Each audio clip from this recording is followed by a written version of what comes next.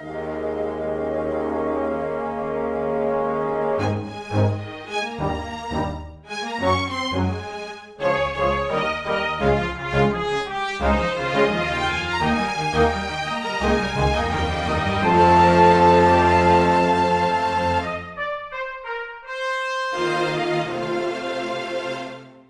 everyone, and welcome to Weekly Manga Recap here on April the 21st of 2021. That's right. Put away the pipe, guys. It's not. I mean, if you do it regularly, then keep doing it. I'm not going to judge you or anything. But if you were just doing it for the one day, then it's not that day anymore. So stop. It's Weekly Manga Recap time, guys. I'm here with Chris to talk about a lot of manga today. We have a recommended series we're going to be going over, and then I think 16 weekly series, because we are in that weird period where we have a lot of new series that we're covering right now, and also it's our irregular series day. So it doesn't help that we kept 3 series from the last week or the last new series batch as well. So yes, but I'm sure that probably 2 of them will end, but we'll see how it goes. Yeah. But before we get into those, we have a recommendation we want to talk about.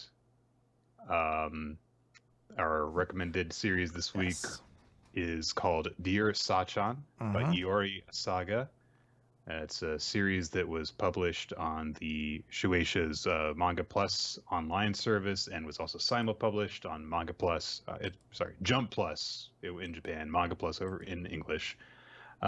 It is about a boy named Kyo who is in a long-term relationship with a girlfriend that he started dating in like junior high or high school. But when he goes away to university, he moves to Tokyo and she stays behind in their small podunk town. And so they start dating long distance, and he almost immediately cheats on her. And it's pretty much the first person he meets in his new life he decides to cheat on her with. Yes. With a married woman named Shino, who is his next door neighbor in his new apartment. And the series follows him coming to terms with what he has done, the fallout from this, from a number of different ways. So, Chris, you were the one who took this recommendation, and I believe you said something very specific that we had been told about it. So I want to say this. I knew of this series only because we have a Discord server for Weekly Manga Recap. And we have different channels for everything. So one channel is just for all the series we talk about on the recap, because that's an easy way for everybody who follows the show to just talk about those series. But then there's another channel for other series. And I follow some stuff that we don't talk about in the show, like Undead Unluck and, Jujutsu Kaisen. So I was like, I go to that channel relatively frequently. And it was almost a weekly occurrence seeing people get, I don't know what the release schedule for this was, but every time a new chapter would come out. It was from July 2019 to October 2020. I just didn't know. I just meant how frequently it came. I can't remember if it was every week or every other week or whatever. But every time a new chapter would come out, it was like a get together. Everyone would be like, "New chapter, the dumpster fire is out. Let's talk about it." And there would be shared tweets and like long discussions, and everything was spoiler tagged. And it was girthy, Nick. That's the only way to describe it. Girthy discussions every week about this series. And from it, I got the impression this was going to be a true train wreck of a series, because everybody said that kind of every week. I will say that when you said that, I was expecting this to be, I guess, worse than it was. Let me put it to you this way.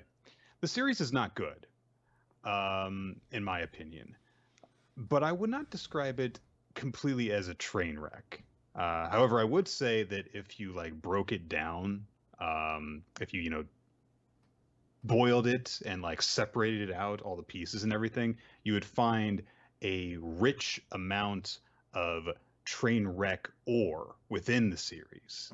But it's not the entirety of the series. There are some elements of the series I think are legitimately good. However, it's very difficult to get behind any of the characters, and a lot of things in the series happen just because it's the most soap opera thing that can possibly happen at that time. And I think that that's probably why the group in our Discord that you were talking about was drawn to it. Was, oh my god, look at these fucking idiot people making these horrible decisions, and that's just kind of it. I think the manga's aware that the decisions that the characters make are bad, but not all the time. Yeah. Well, so let's start a little bit at the beginning of this series, because from the first like 10 or so chapters, I actually thought the series was going to start living up to the hype around it a little bit, because the first 10 chapters are essentially Kyo, the main character, who continue. I think that's his name. I can't remember anyone's name except for him and Sachan, and I might be wrong on those. Everyone else will just be referred to by their role within the story, such as cheating wife and cuck husband and things of that nature. So, the first like 10 chapters are basically just Kyo over and over again sleeping with the wife. And the entire Dear Sachan level story essentially is these letters that he is supposed to be sending back and forth with his girlfriend, but all these ones are clearly like the fake ones he's not sending her, because it'll always be like, Dear Sachan, I slept with her again today and I forgot your birthday. And then it usually ends with like a reflection of whether or not he's a good person. And I wanted to see how far it would keep escalating to be like, Dear Sachan, I pushed your mother down the stairs last night. Am I a bad person? Like, it's always... It becomes obvious pretty quickly that the Dear Sachan thing is a narrative device.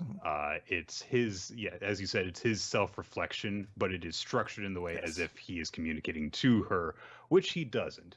Which a strong theme of the series is that communication is absolutely necessary to a good relationship. And guys, as someone who has been in a long-term relationship before, yes, communication is one of the most essential goddamn things in the world. Making sure that you and your partner or partners all want, the same things and are fulfilling each other in that way is very, very crucial in order for you to be happy with your arrangement. And the two, I'm going to say two, relationships that we see explored in this series, because there are other minor couples that are in the background among the sidecasts and stuff like that, both suffer heavily because they do not communicate with each other well at all. And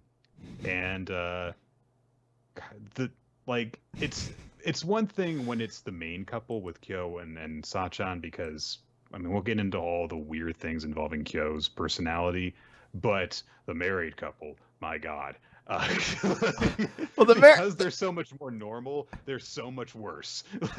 The married couple I enjoy because the end of the series, they just outright say, they're like, wow, we could have avoided a lot of drama if we just talked to each other. If we had just talked to each other, it's like that moment where like I can't remember what series it is, but there's like a moment where like one of the characters has like stabbed the other and they're dying, and it's like, we could have avoided all of this if we had just talked to each other or something like that.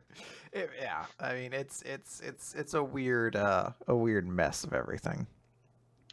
So we've got Kyo, who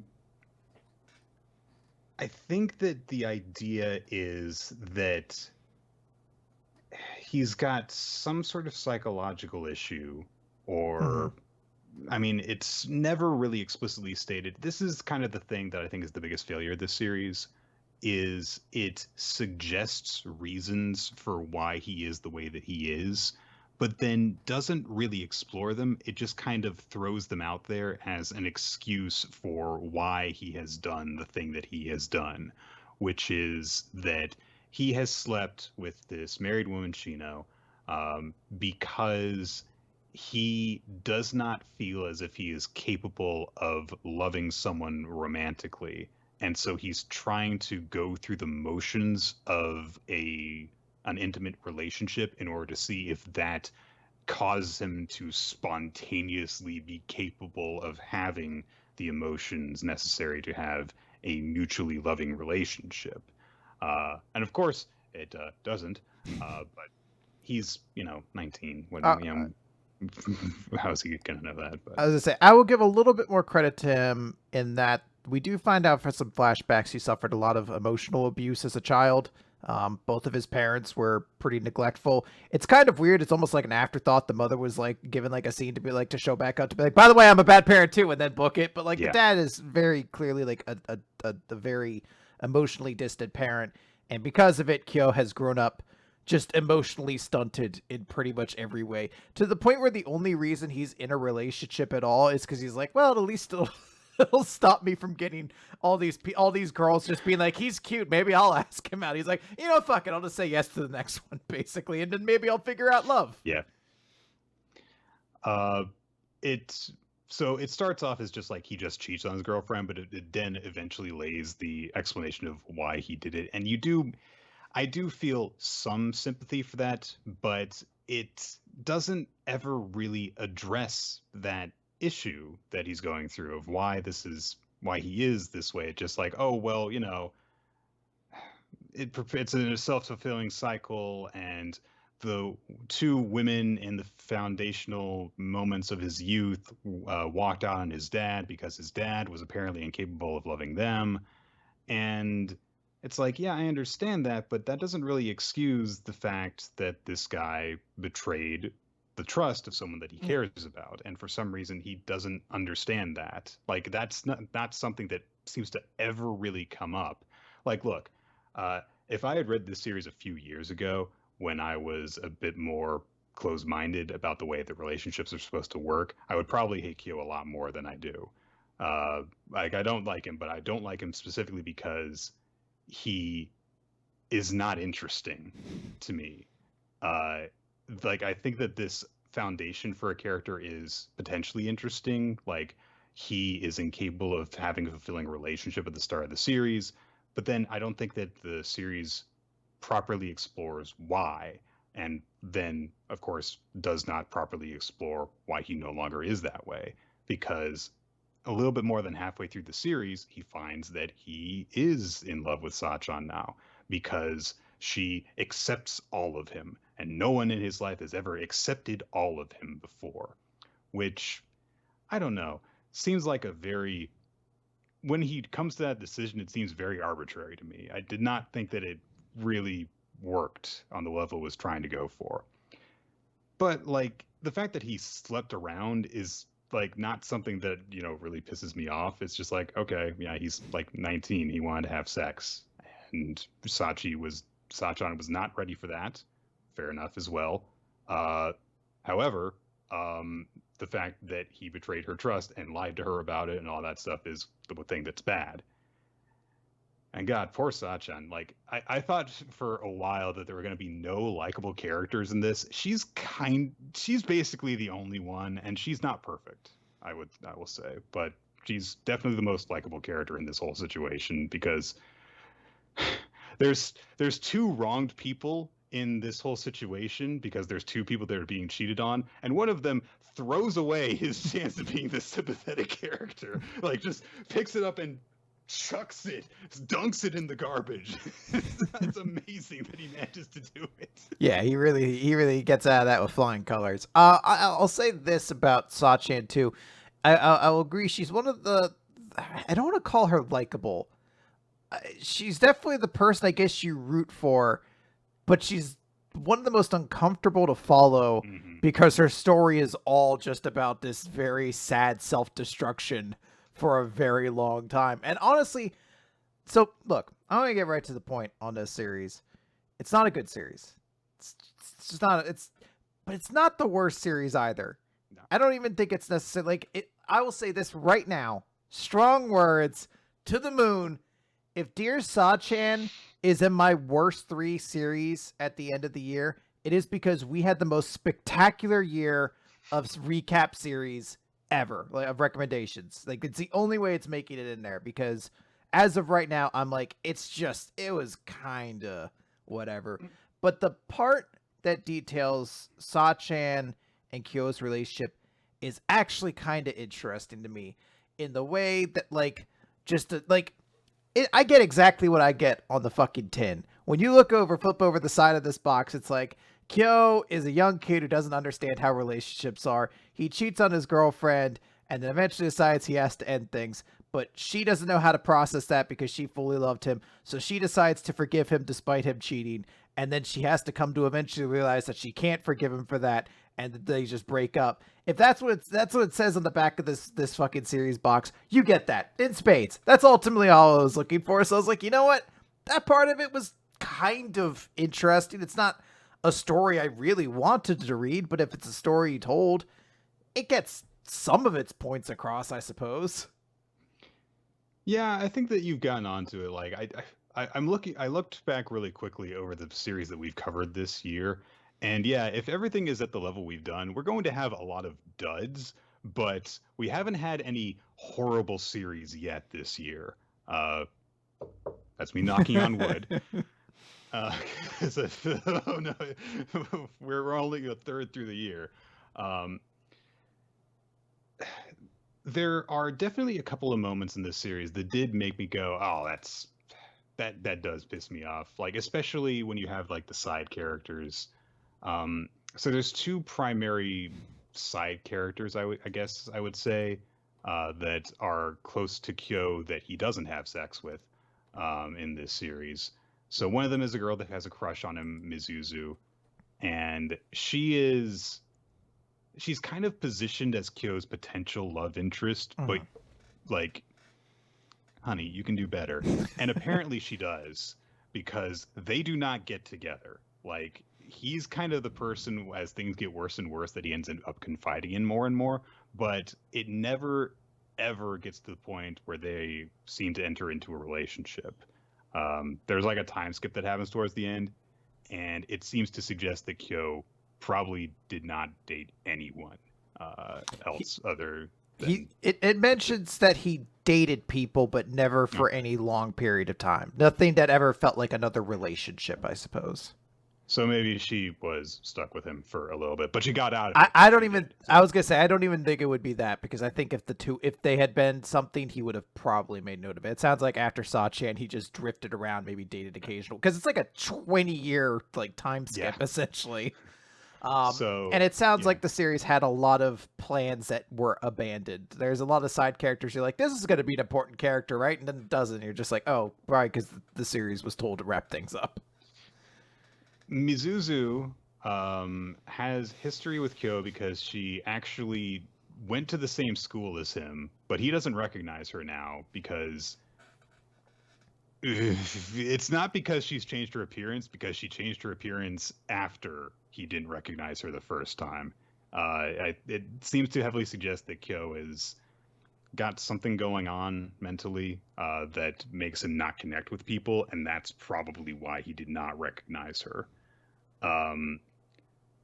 One of the first things that happens with Mizuzu after she is introduced into the series is a guy nearly rapes her, and that guy becomes a comic relief character in the series, who is also one of Kyo's confidants.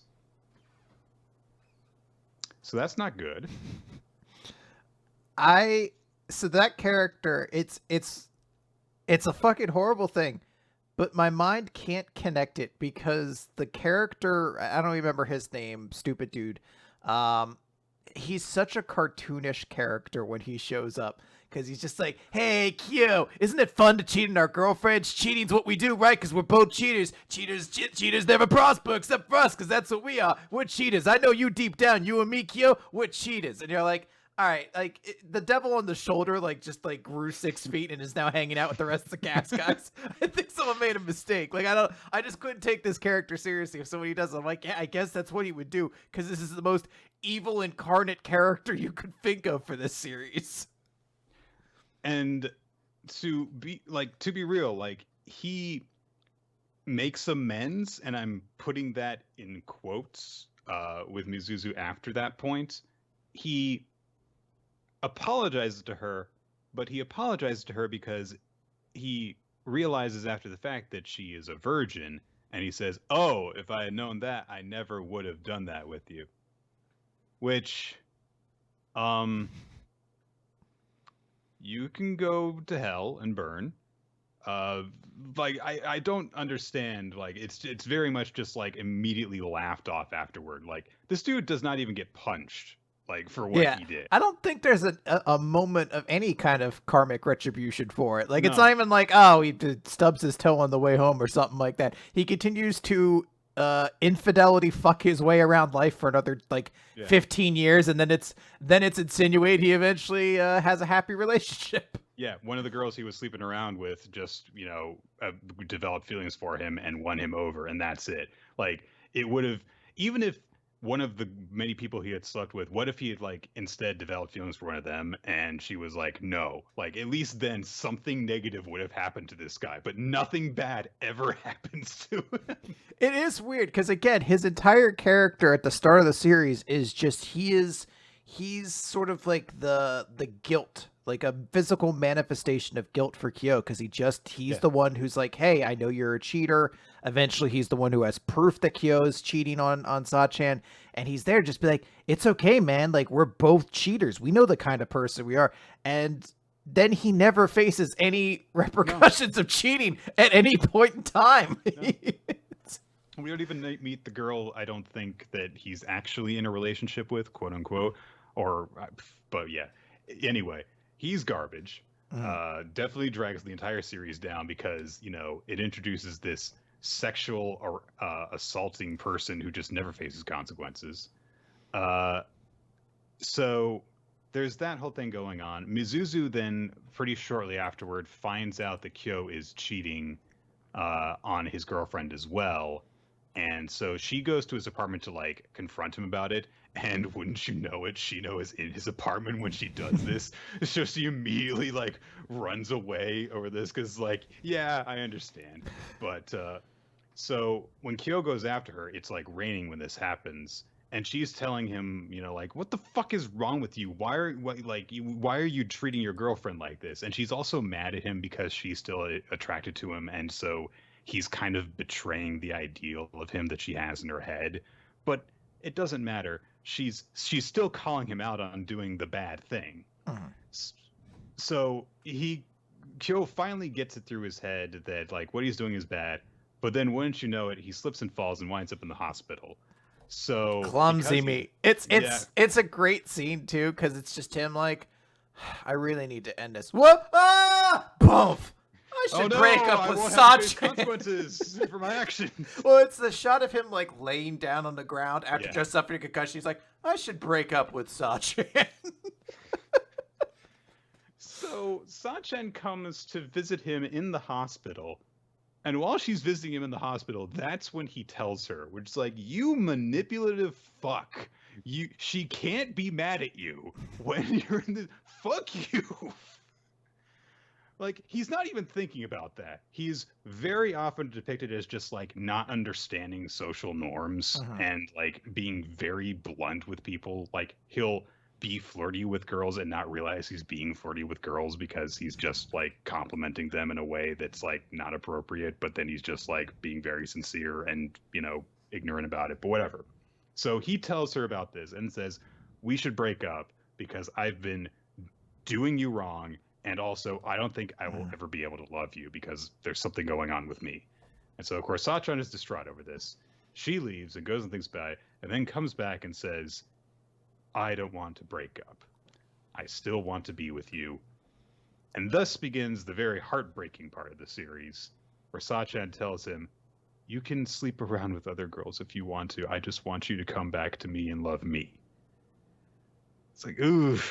Because that's like, that's real.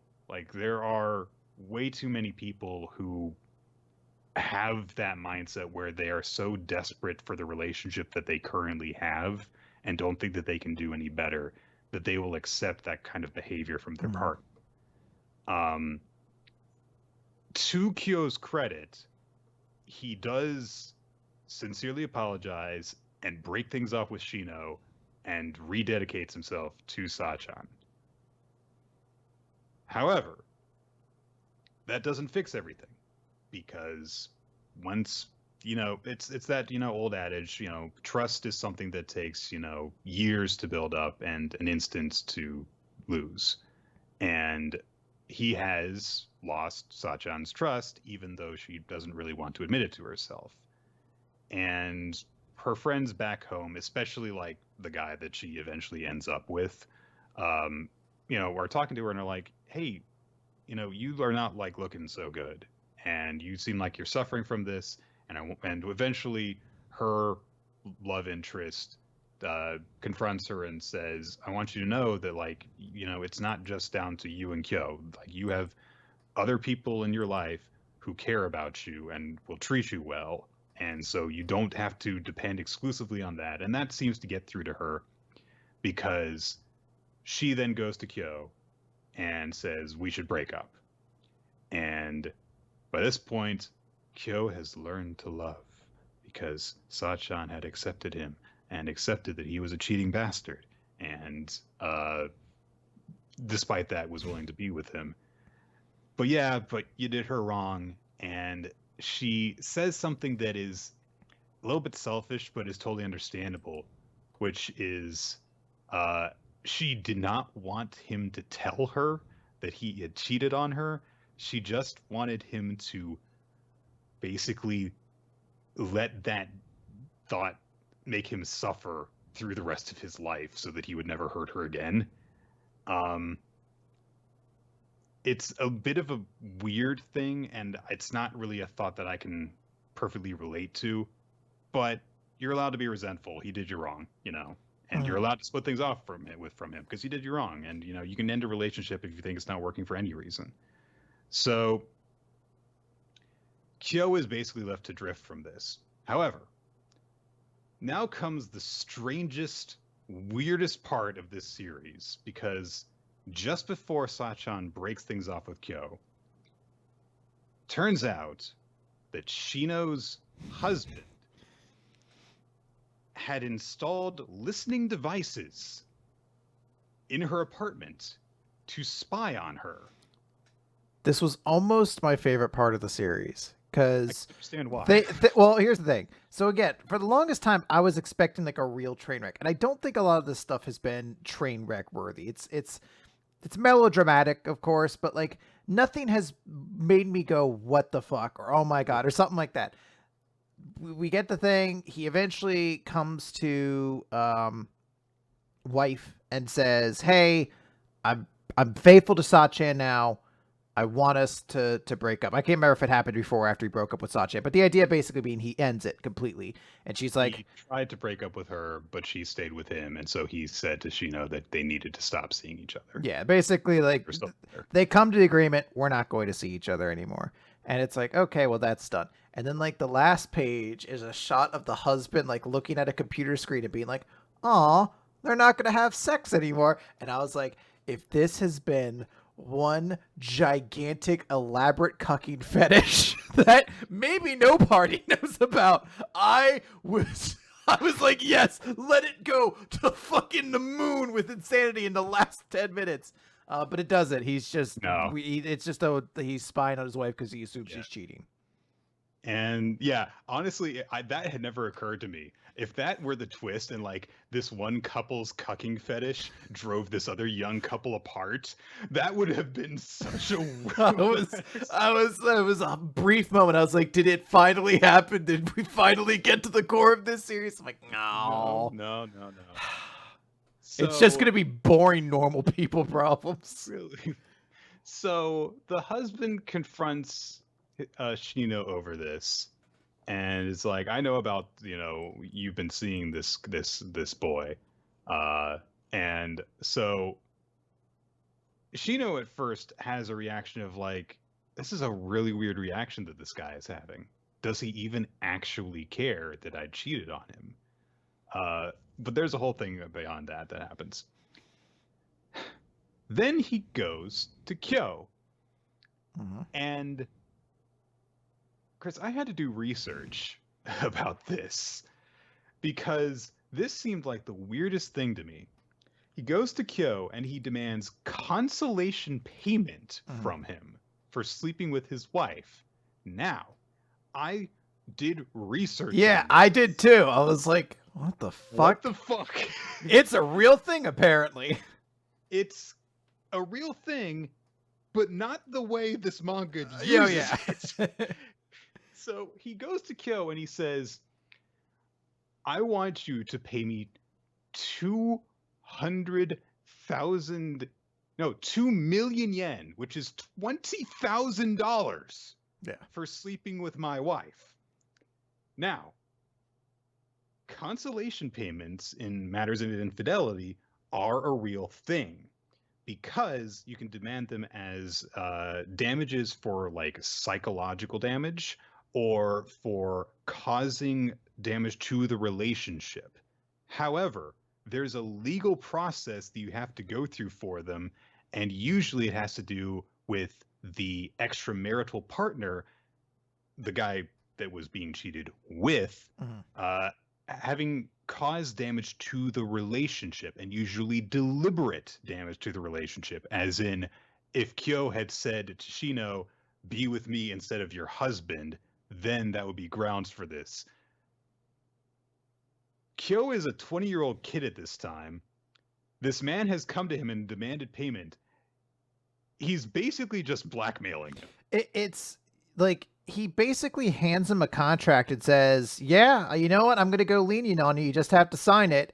When Kyo is at his utmost guilty, basically, and he's just like, okay. And I guess it would be too much of a mess to actually involve lawyers in the series to be like, somebody be like, this shouldn't hold up. This is fucking. So no, it happens. No matter, like, they start dealing with the repercussion or the repercussions, sorry, of their marriage kind of falling apart a little bit and actually like making up and everything like that. And they, I guess you could say, end up a stronger couple as a result. I mean, the biggest question should probably still be out there of just like, we probably should have communicated more, but they learned that message after they've ruined other people's lives. So it's all fine. Yes.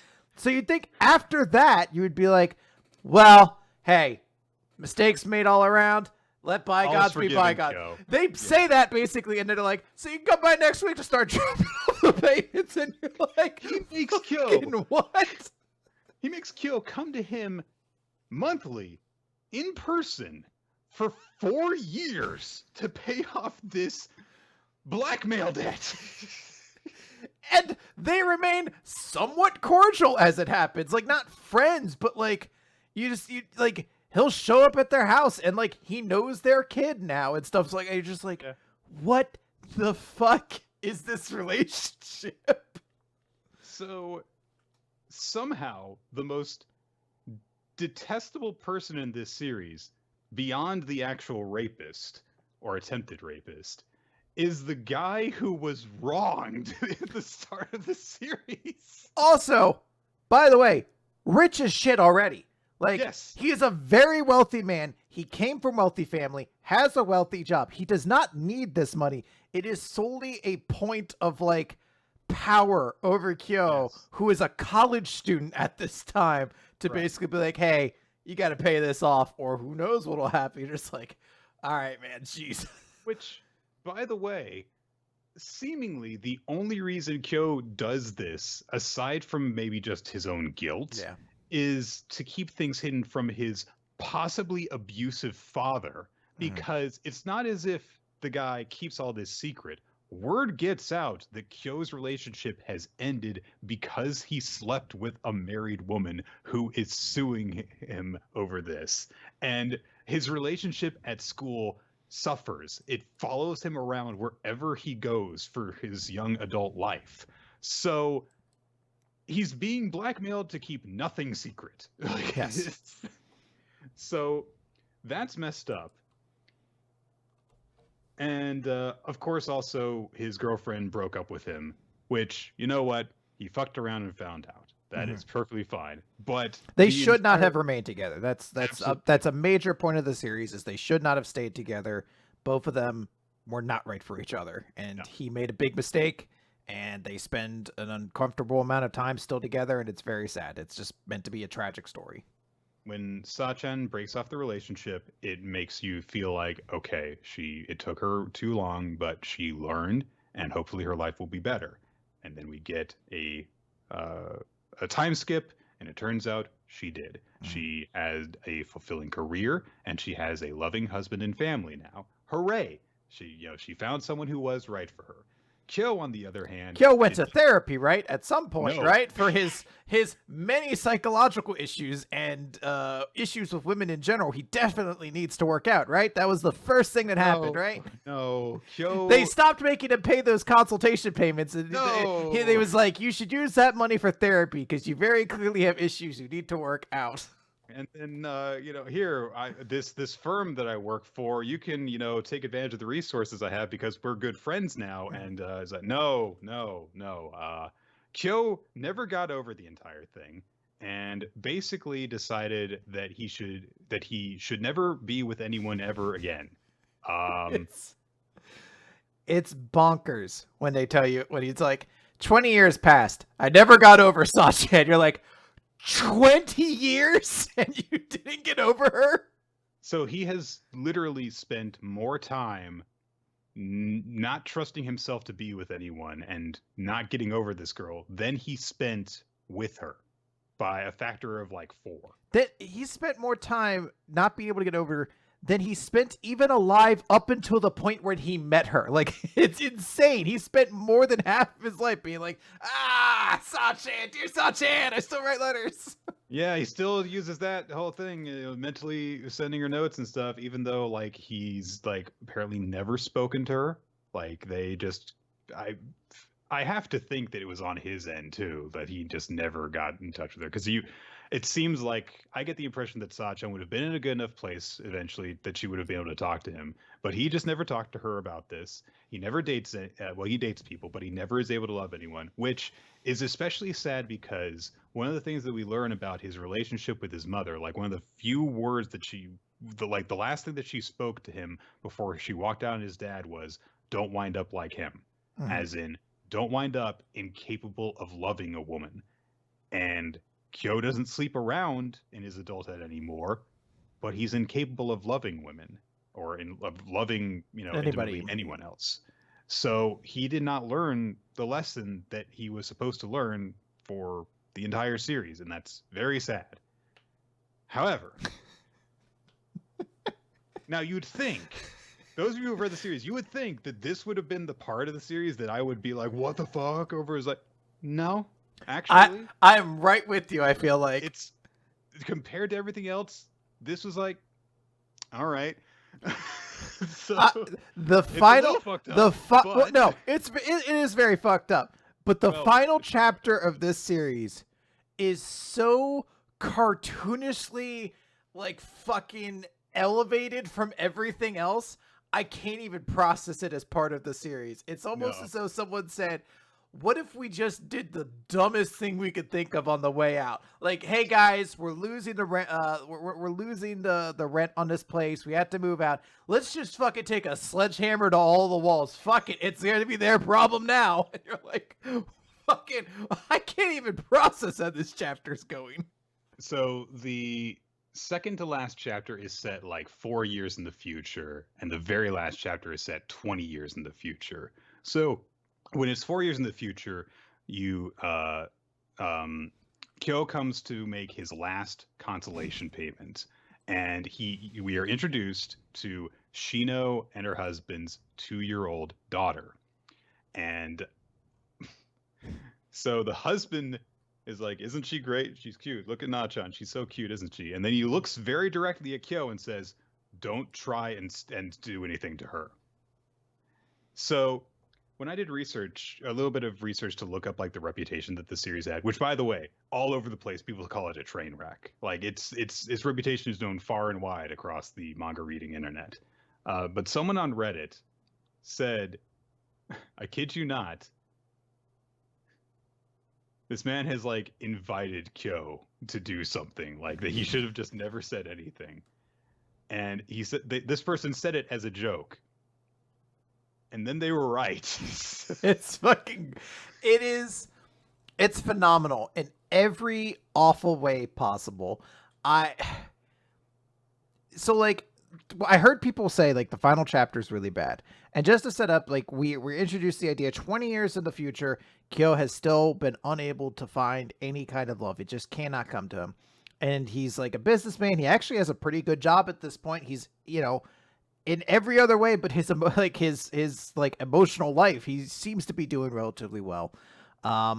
He sees a girl at like I don't know, like a food store, food stand, like a food truck, and she's young, and she starts flirting with him. Like she starts kind of like being like, "Hey, why don't we go out sometime?" And he's like, "I'm an old guy, don't like whatever." Mm-hmm. And she starts kind of, and I was like, "Is it that they're supposed to be like?"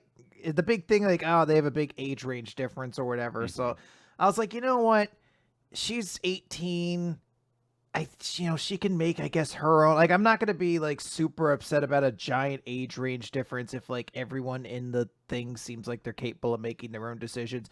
Because eventually he does relent. He's like, all right, fine, I'll go and do that. And then like they have like a relatively fine day. You're like, all right, he'll find some measure of happiness. She breaks through to him, and she finally gets him to open up a little bit after 20 years of unhappiness. Like, all right, you know what? You finally found someone who's right for him. Maybe they're not going to end up together, but maybe this is at least some measure of people making each other a little bit less unpleasant in this world. And then it comes out that she's 16. Yes.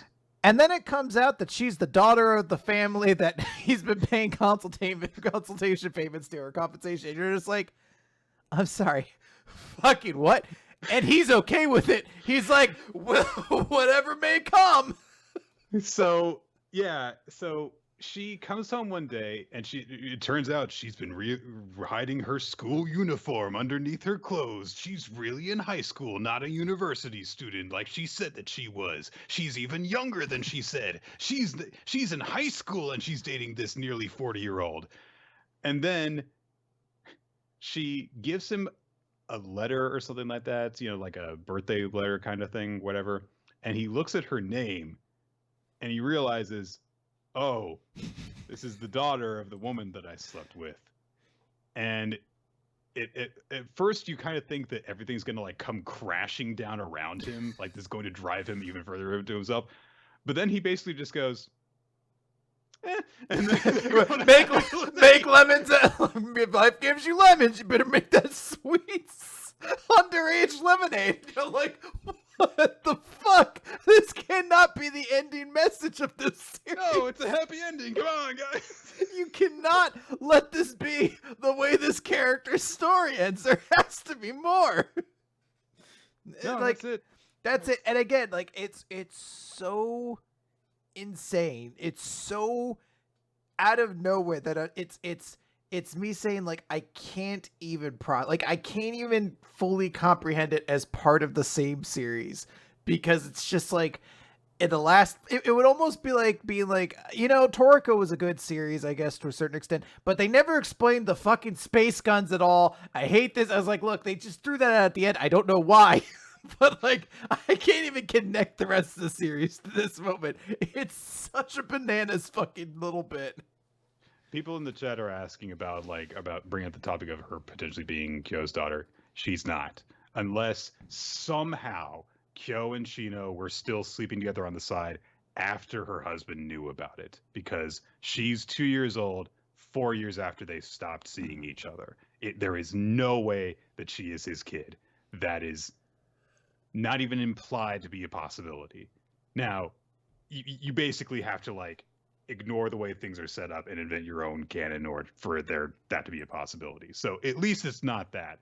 But even so, he met her as well when she was like 2 and he was in his early 20s, and he is fully aware of their dynamic, and then he's just okay with it when they start dating. So yeah, Kyo had some issues that he needed to confront from the very beginning of the series. Got in a lot of trouble because of what those issues kind of motivated him to do, and did not learn his lesson and never got help for them. And at least he's happy now. But that's kind of it. It's bonkers. Now look, we're like 40 minutes into our recording. Move on. Yes. I will say this: this is not a good series. This is not. It's just absolutely not. I don't even think it's the worst series you read this year, though. So in my mind, I can't recommend it, but at the same time, it's literally, it took me like 3 hours to read this series. Like, it's a super quick read. It didn't last particularly long. If you're into this kind of craziness, maybe you'll find it enjoyable. But, at the same time, be aware the content warnings of some sexual assault and just a lot of depressing stuff in the middle. Yeah. Like, those stuff will be in there. It wasn't quite the dumpster fire I expected it to be, but it is still somewhat of an interesting thing. It's almost worth it just for the end chapter where you just sit there and you're like, I can't even, like, what is this kind of thing? But I think it is I guess just a not good but not horrific series. There's some good ideas in terms of when it explores unfulfilling relationships and the, generally being just people not being right for each other and also bad communication. But there's a lot of stuff that I feel like a more competent mangaka would have, done a lot better involving very specifically Kyo and his reasons for, doing the things that he did and having a lack of fulfillment in the way that he does. So, and it just gets really crazy in a few areas, and there's a few times where it's just really not okay. So overall, bad series, but that's about it. We got to move on to other manga, though. Yes, we So have let's get the like ball rolling. 15 series or whatever. A lot, yes. So we're gonna kick things off by talking about My Hero Academia, chapter number 309. Can't be a child anymore. So to start things off, we have a couple other members of Ketsubutsu Academy whose names I'm never going to bother to remember, although I do like Mr. Smith's design. He looks kind of interesting. But they see Deku with muscular in tow jumping through the air and stuff like that. Turtleneck Girl gets Yo to medical treatment. The old guys that were holding out in the tower before are like, yeah, we don't want anyone dying, so we'll hear you guys out on that plan that you had for us to evacuate, I guess. Deku is described as having a totally different vibe. Was that really the same kid? He's just wearing a mask, dude. He's edgy now, Nick. He's like, I can't stick around. I gotta get going. I imagine he does talk like that man from the Christian Bale. Batman. He's like, I gotta get going. The force me won't shut up. I gotta go more. He's also apparently using his smoke screen to hide his identity because, like, whenever he shows up in front of people, he's still got the smoke screen going, even though he's not fighting anyone anymore. So I think that this is probably like he doesn't really want anyone to know where he is. So, which seems like a bad idea because if you wanted to find him, you should just follow the giant trail of smoke. Shh, no one knows he can do that. So he drops off Muscular with some police, and then immediately leaves before they can talk to him about anything. Then he gets on his handy dandy cell phone and signals to All Might that he's on his way back.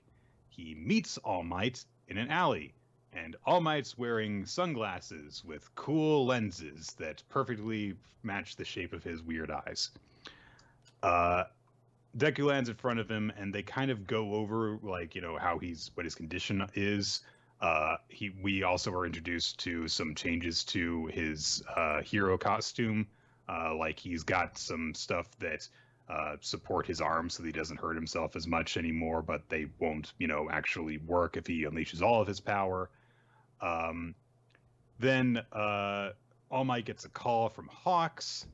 Hawks is in another area where there is like another villain, and so Hawks is checking in on how Deku is doing. While they're having that call, Deku leaves and is off to, I guess, fight another villain or something like that.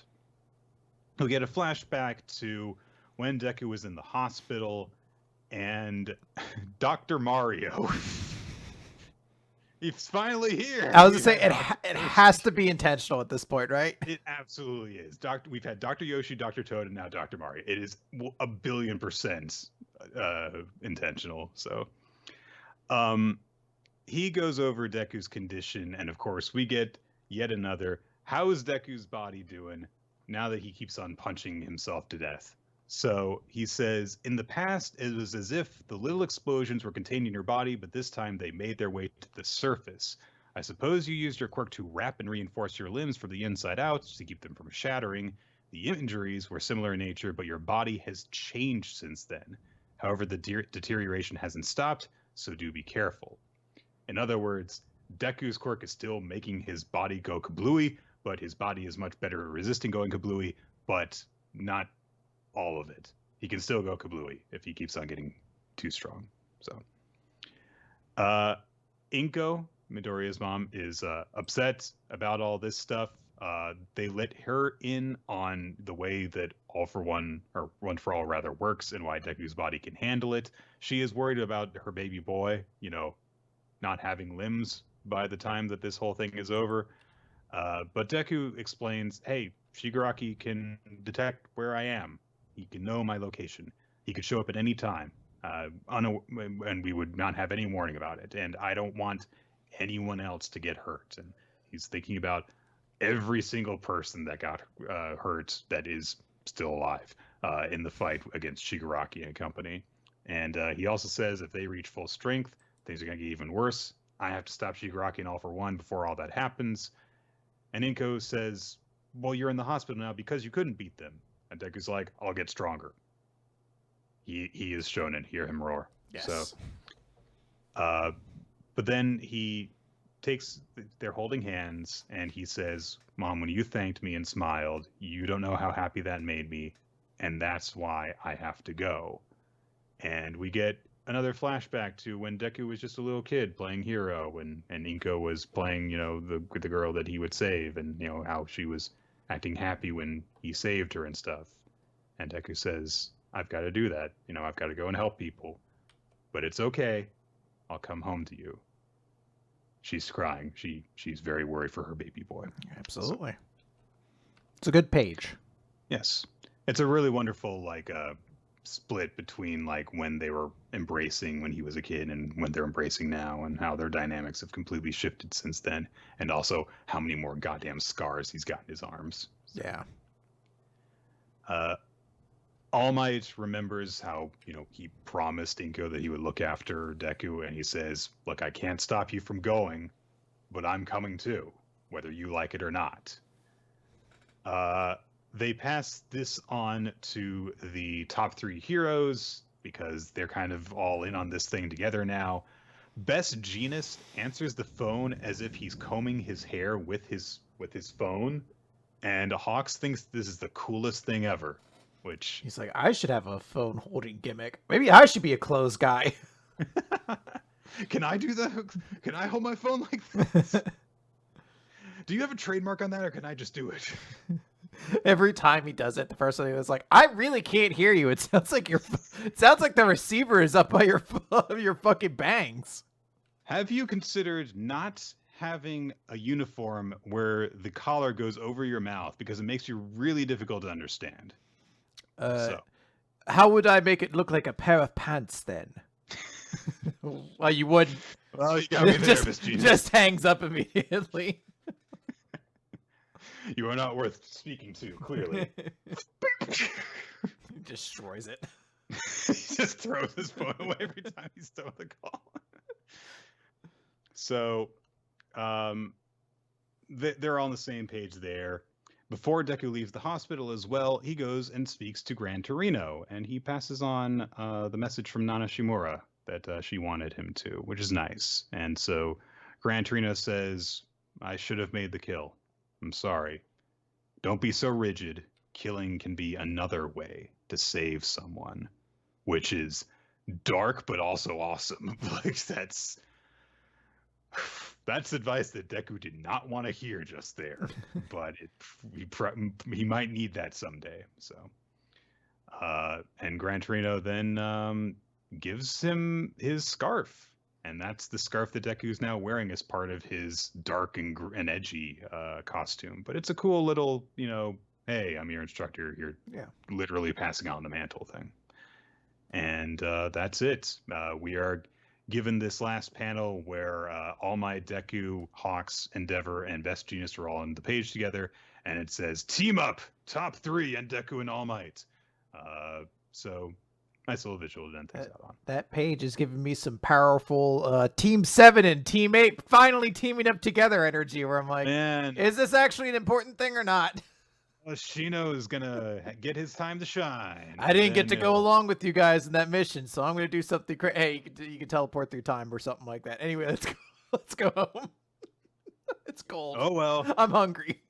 Look, we found them. We said we were gonna find them. So did it. Done and done. It was a nice little chapter. Yeah. I liked getting the moments with, the characters that Deku talked to. And I don't know about necessarily the way that things the order of the way things that happened. We got the fight with Muscular and then we went back again to the hospital, but it worked out, I guess. So I can tell there's a series you really want to talk Nick, about. can we talk about Boruto, please? Boruto That's all number I want to 57. talk about. Ada is, of course, the woman who knows everything. Everything. According to Code. It turns out Code does not know anything about Ada, so He's like, yeah, it's she's like a cyborg and 600 feet tall or something like that. They're like, Coach, she's literally right in front of you. You know that's not correct. No, I can't see the bottom. Her legs might be going down. They just go. When you mentioned Code and Ada on Twitter, I literally went, "Who the fuck is Chris talking about?" And then I was like, "Oh, Code, right." There was a distinct moment when I read this chapter where I was like, okay, cool, we got like 15 minutes of the recap now already settled, because there's no way I can get through this chapter without dunking all over Code's lame ass. So before we even get to that point, Bug mentions to Code before they open up the pod that Ada is in, you know about her abilities, right? Well, she knows everything in the world. That's what I've heard. I mean, I know what you want her to do. I don't know what you want her to do, but I don't think you know what she can do. And Code's like, well, then fucking tell me. Well, you can't force her to do what you want, because she's in a completely different class from everyone else. Oh my God, this person has abilities way more than all of Kara that we've met thus far. Ooh. So Code's like, whatever, I've got straps that grow claws. He's like, haven't you seen I can teleport my hand through my stupid accessories? I'll be fine. Who cares what she could do? And I don't think that plan's going to work. Watch me as I solve every problem by throwing my big stupid straps at it. It's also really weird because he grows a claw and he slashes apart the pod, but also the claw marks he leaves behind grow straps in them. That's how his power works. He creates big long straps every time he cuts anything. He says, I'll ask her to do what I want, and if she defies me, I'll kill her. Ada comes out of the pod. We cut over to a conference call. The Hokage Zoom meeting. Basically, between Naruto and Shikamaru and the other 4 Kages. Chris, other Kages' names, go. Just naming the actual titles? No, they're actual names. Gaara, that's it. It's done. Not right. Killer Bee's brother, I think, or cousin. I don't know. Darui, Kurotsuchi, and Chotaro. Yeah, no, I wasn't gonna get any of those. And I got Gaara. To this day, I still have no idea why Chotaro is one of the Kages. He was so fucking lame before. He was just a guy who had one of the swords. But Nick, don't you remember the 7 swords were a very important thing to the land of water or whatever? Sure. That's why 2 of them were relevant throughout the entire story. And one of them didn't do anything special. It was just Zabuza's sword. It's just Zabuza's and Kisame's sword. Those are the only two that did anything. Well, Shoujo had one of them. Yeah, well, I'd have to act like he's an important character, though, if that's what we're considering. No, it was just the two of them, yes. Hell, fucking, what's his name? The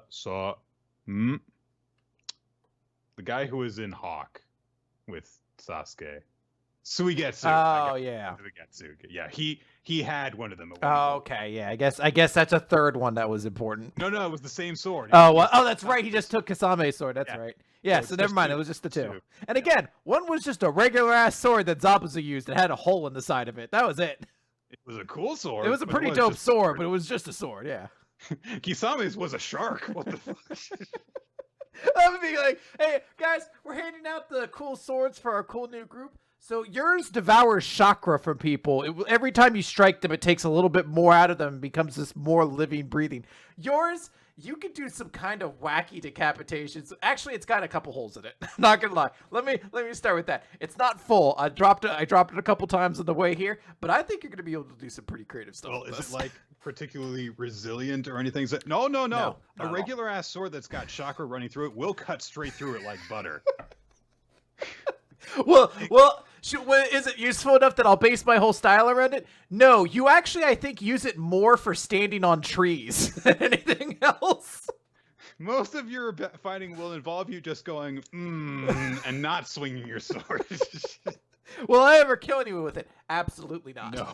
In fact, you will kill several people, and it'll be at a time where you do not have your sword at all. And because your arms will be broken, and you can't wield it. Well, can I wield my sword in my teeth? No, you'll have a kunai. What? No one kills anyone with a kunai. Yes, but it's got a better chance of killing people than your sword. The sword probably could have, but again, there are holes in it that make it really hard to balance. So again, that's on our bad though. But again, look, we put a lot of money into the first sword, which was the shark that devoured chakra every time, and we just realized we didn't have a budget after that, so everyone else gets normal swords. Anyway. The Kages have the exact conversation you would expect them to have in the situation that they're in right now. They don't really say anything important until the very, very end of this conversation when Gaara brings up that, hey, Boruto or Momoshiki could become an Ishiki-level threat because of this transformation thing. If that happens, would you be able to kill your own son?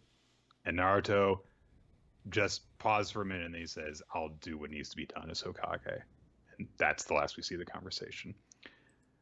Amado has a locker now, I guess. Whatever. He talks with Naruto for a bit. Naruto does bring up that, yeah, I mean, the idea of my son turning into an Otsutsuki kind of sucks. But if that were to happen, I'd rather keep on not believing it until it actually happens. And Amado looks very contemplative for a second as he says, I used to have a daughter. I know how you feel. Okay. And he says, she died 12 years ago. And then he pulls out a bottle that's got little black spheres in it. And he says, this is a drug I crafted with the aim of weakening a Byakugan's power. This was, it was one of the many things I did to try and take down Jigen. The origin of Byakugan lies within Otsutsuki, so weakening the Byakugan might have the effect of curtailing the Otsutsukification of Boruto cells. This series just used the word Otsutsukification because. So I want to know what person, like the letterer and translator, were like. I mean, I guess it's the only thing we could do is just fucking write out Otsutsukification, and we're just gonna have to. It's just a verb now. We just had to. We had to exist with that. So he says there might be side effects. His vision might decrease. He could die. And it's only going to stop the Otsutsukification. That's twice in this chapter. It's only going to stop the Otsutsukification temporarily. It will not solve the fundamental problem. So you need to consider all that before you make your decision on what to do about this. It would stop the Otsutsukification temporarily, yes. But just the Otsutsukification? You're not saying it right. Are you sure that you're the leader of a free country? Like Otsutsukification. soupification. Oats and soupification. I got it. I said all the words. What the fuck? Tell me the answer. Give me those sun murdery pills, goddammit.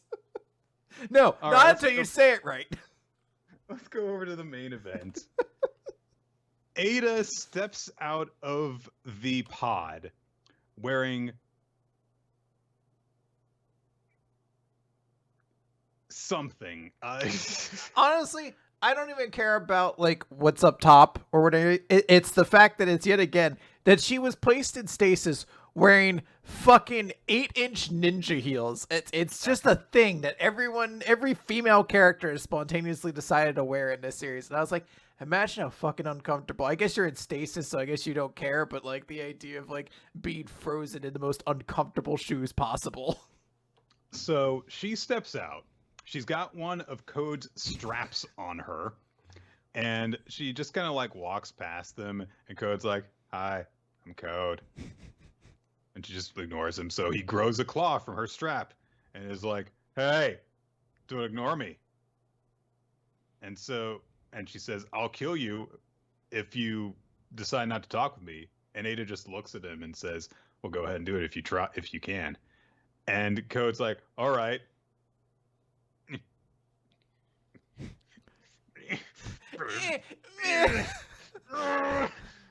I can't move my hands. So Ada says, "I wasn't ignoring you, Code. I've been asleep a long time, so I'm worried I have bad breath." It's such a stupid excuse for the scene. Like, I really wish she'd come out. She's like, "Look, I'll talk to you. It looks like somebody stuck a big stupid strap across my chest while I was sleeping, so I have to burn this whole outfit and change." Or if she had just been like, "Oh man, I'm sorry, can't talk to anyone until I've had my morning cheese pizza." Yeah, like, coffee or something. Anything. Yeah. I wish I had a morning cheese pizza routine like every day. I'm like 6 a.m. like burr, burr, burr, hit the alarm, move over. I've just got a Domino's pizza sitting down, just like, why am I like this? Ada commands Bug to guide Code to the bar because this secret winter science facility has a bar. For all the people who work all here. The entertaining they have to do. Those guys outside had to have been fucking ecstatic. They're like, "Look, man, I don't like this job. It's kind of weird. We guard some like super powerful like god woman or something like that, and we just like we keep her frozen all the time, and no one visits us. But it is pretty sweet that we do have a bar. It's like, at least we got that speakeasy, man." Yeah. So Code, unperturbed by the fact that this woman made him completely unable to raise a literal finger against her, says to Bug, "Yeah, I guess what I did wasn't so classy. Hey, Bug, what do you think? Is she interested in me?" I needed Bug to just be like, "Code, I apologize. I feel like we haven't been giving you enough feedback. You're not cool looking. Like your cover, you look like you fell into a bin of accessories, and before you fell in, you were covered in glue, and you didn't shake anything off afterwards. It all just hardened. And I came out looking awesome." He's like, yeah, so I look awesome. Why isn't she into me?"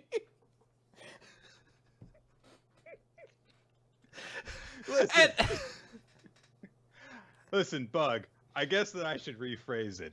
What do you think? Not, is she interested in me, but where on a scale from I'll need to do some work to she's actually putting on sexy lingerie literally right now do you think she is? Like, Bug, do you think I should go with just the trilby, or I have a trilby with a bunch of straps all over it and spurs on the side for some reason? And I feel like, what do you think's gonna get her more excited? Or do you think that I should just keep my usual outfit, but I should take my face strap and put a trilby on each of the studs on my face strap? Each little stud has a little hat on it, so I can tip them all at once. So What do I lead in with this conversation with? Should I call her a dame first? Maybe hot stuff. Hot stuff's the way you start to get the girls real excited. So after we briefly cut to Ada to show that she is in fact brushing her teeth. She really was like, I might have bad breath. Get away from code. She literally needed felt that she had bad morning breath and went to brush her teeth. Which, I mean, if you're like, if she was in stasis, it makes you be like, so wait, should she be concerned with all of her bodily functions were going on? Or was it just like, I guess you woke up from a long nap and you're like, my breath's kind of stinky or whatever? There's actually like Dove soap in part of the stasis fluid. So you just came out all bacteria free. Ah, nice. Although, your eyes are just murdering you. So. Oh, yeah. They had to be killing her. Bug explains to Code that the reason that he's into this girl is that she's stolen your heart with her ability. The reason you weren't able to attack her earlier, you're done for. And so Code just goes, that's incredible. It's the lamest reaction. She's a god, essentially. Everyone around her falls sway to her whims. Interesting. So it's not that I'm super hot. Well, I guess we'll never know. Should I ask her to do anal on the first date? Do you think I should give her a matching face strap? So that we could both look stupid together. How do I broach the topic that I want her to go down on me, but I am not going to return the favor? How do I cleanly slide that across the table? You should know a lot, Pug. You look like a guy who's never gone down on somebody in your life. He's like, fuck you, Code. How do I explain to her that I'm not wearing a condom, but I will not be attracted to her if she gets pregnant? How do I explain that I'm not going to wear a condom, but I have really bad control as to whether when I'm going to orgasm, so it kind of surprises me. So who knows what time I'm getting in or out. Oops, stuck off on me again. Oh, hang on. Let me take care of this. Let me just put a strap over that. How do I explain that sometimes when I have intercourse, I leave behind straps and flare on the body parts I had sex with?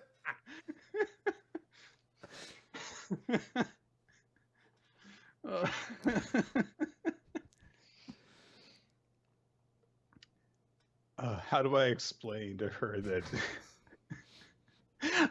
if I'm doing it with someone who doesn't have a strap on their face, I get horribly repulsed. So unless she agrees to wear the strap, I'm just going to put a mirror in front of her. I'm going to staple a mirror on her face so I can see something cool when I'm fucking her.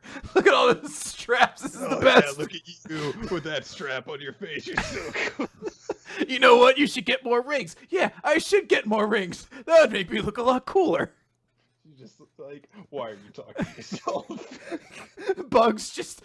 He's just with a bottle, just draining the whole thing. He's like, God, I hate this. This bar finally paid off, but I hate this kid so much. But he can kill me, so all I have to do is just listen to his innate bullshit.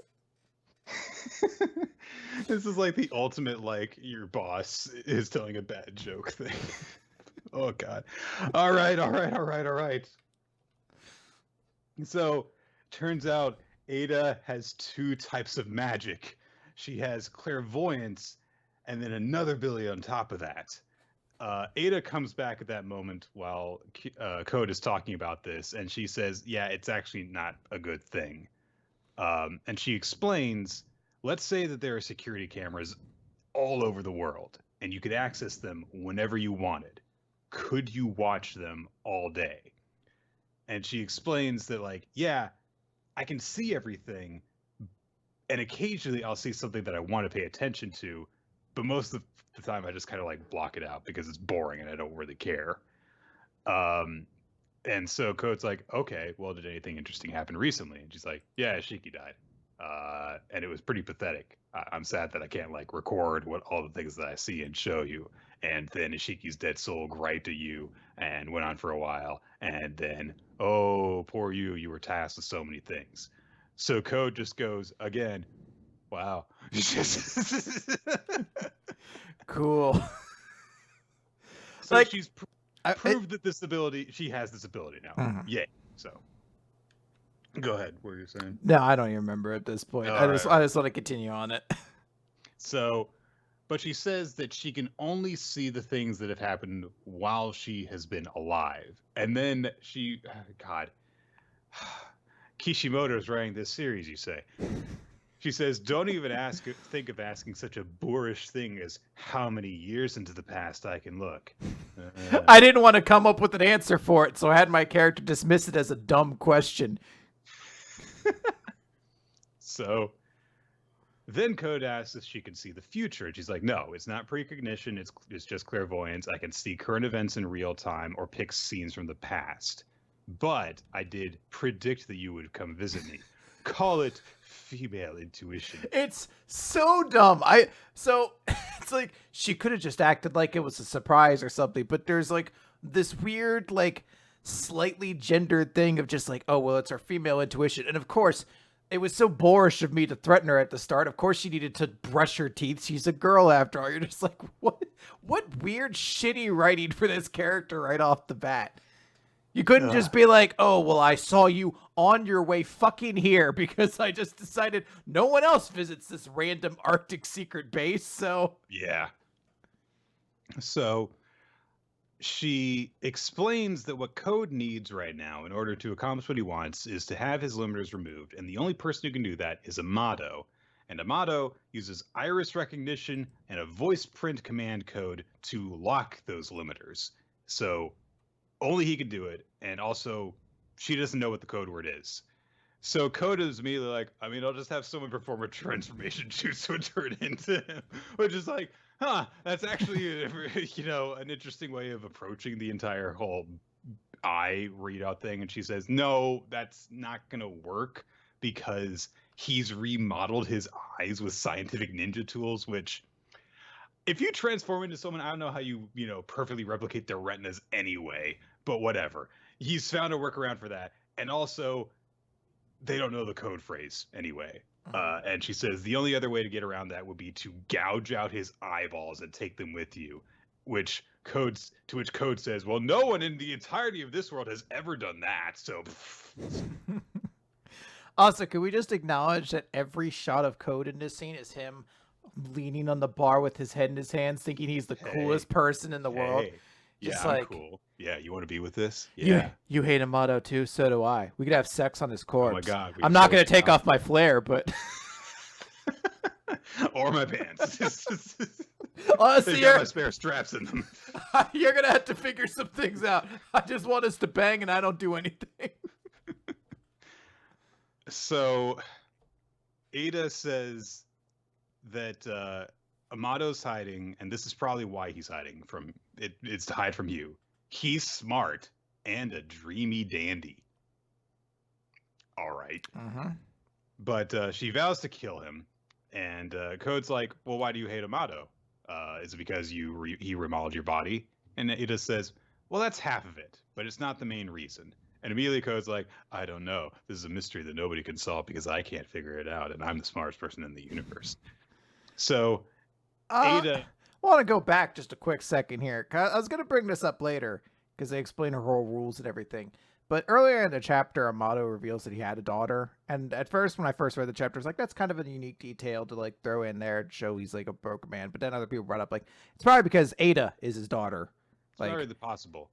Well, it's really weird if she describes her dad as a dreamy dandy. Now, maybe she just doesn't know that. She might not know, but that is still a super uncomfortable scene in retrospect now.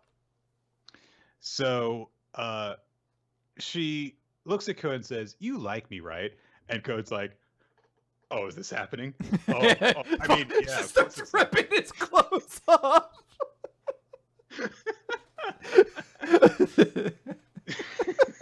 Doesn't even wait for her to finish. He's like cutting off pieces of his body, accidentally just trying to rip his shirt off. Oh, fuck it, I don't need a shoulder right now. So he says well, yeah, I do like you. I've been crazy about you since earlier, but at the Can't same you time, tell by how emotive I've been? I'm so emotional about this right now. But he says, my feelings for you raise a question. Those emotions, which seem so authentically real, are they phony, manufactured by your ability? And Ada says, what does it really matter? And then she later reveals that it does matter a lot, Yeah, which I don't know why she says this. she's like, it's actually one of the core concepts of my entire character is I feel lost because I can't feel if any emotion I experience is true or not. So Code says, well, no, I'm not talking about myself. I want to know your abilities since we're going to work together. And Ada says, you know nothing, Cold. That's why you're useless. He's like, immediately elevates this character from kind of lame to, all right, I think that there might be something here for you if you're just talking about how lame Code is. He's like, now when you say useless, what you mean is very cool and that I should probably get a second eye tattoo for the other side, right? Because I've been thinking this side could be 6 and then the other side could be sex. But, you know, like this side is like a Roman numeral. And then in this one, I guess I would just tattoo a giant penis. That would look cool, right? It would let you know how big my penis is, right? And not, that's what you would think about it, right? Yeah, that's what you think when you see it, right? Not that I'm a real big lame loser, right? Because I've been thinking, that's been on the back of my mind that everyone's saying that about me, but I just want to make sure nobody's thinking that, right? So Ada explains, everyone is captivated by me. Men and women, no matter what. Do you get it? How absolutely boring and tedious that is. You're not the one who most wants to know whether your feelings are real or not. It's me.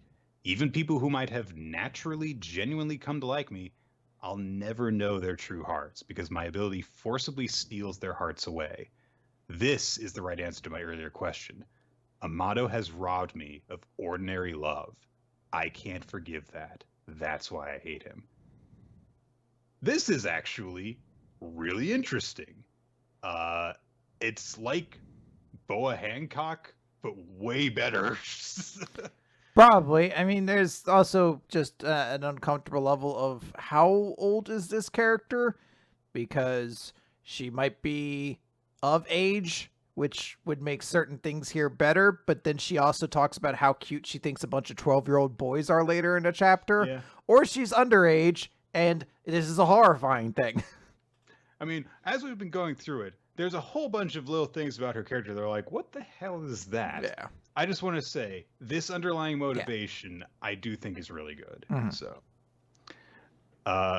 Bug finally at that moment starts to go, I'm going to leave now. This is getting weird. But then Code is like, are you, do you have a stiffy for her? Do you want to do it with her? I'll fucking kill you. And Bug's like, well, yeah, yes, but it infects everyone. Just don't kill me. Like, he's got one of his straps on his face over this. Like, God, Code sucks. So Ada says, Bug is shy. He doesn't show how obsessed he is with me. And I think he's also scared. So that's kind of it. So, from here, Code figures out, like, oh, I get it. This is why Boruto didn't kill you. It's because he also fell in love with you. And she's like, yeah. I mean, but he was also afraid of me, of my ability. So that's why he sealed her away, presumably. So, then Code gets the thought of, like, well, wait a minute. Why did Jigen want you killed? How was he able to order you to? How was he able to order you to be killed if he was infatuated with you? And she says, Jigen's an exception. I couldn't steal his heart. There are 2 types of hearts my ability can't steal. One is blood relatives. The other is Otsutsuki. So then she brings up, that by Kawaki is an Otsutsuki, right? And Code's like, no. I'm going to kill him. But He thinks he's cool. I just, just because he's got a cool undercut and everything, I could get an undercut, but you know what? I could just replace all my hair with straps. That'd be cool. That would show Kawaki I'm the coolest character. Anyway, have sex with me. I just want to get this out in the open. If you didn't have your ability, you would still find me super attractive and hot, right? She's like, no, I don't find you super attractive and hot right now. That's my ability doesn't work both ways. He's like, but if you didn't have, he's like, I don't think you understand how to, fine. Yeah, I find you super hot. Whatever gets this conversation done. Yes. Code basically convinces Ada to work with him because then she could play with cute boys who might become Otsutsuki one day, i.e. Kawaki and Boruto.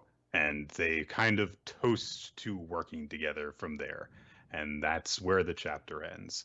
So, Ada got some weird problems with her character, written very weirdly in a number of different ways, but she's not Code, therefore a much better villain to join up with Code. So sure, we'll see what happens. It's such a weird character, and like a bunch of people point out like a ability that doesn't seem to make sense in the world of Naruto. I've heard some people even theorize that this might have been a Samurai 8 character that Kishimoto was just like, I like this character, I'm putting it in this one now.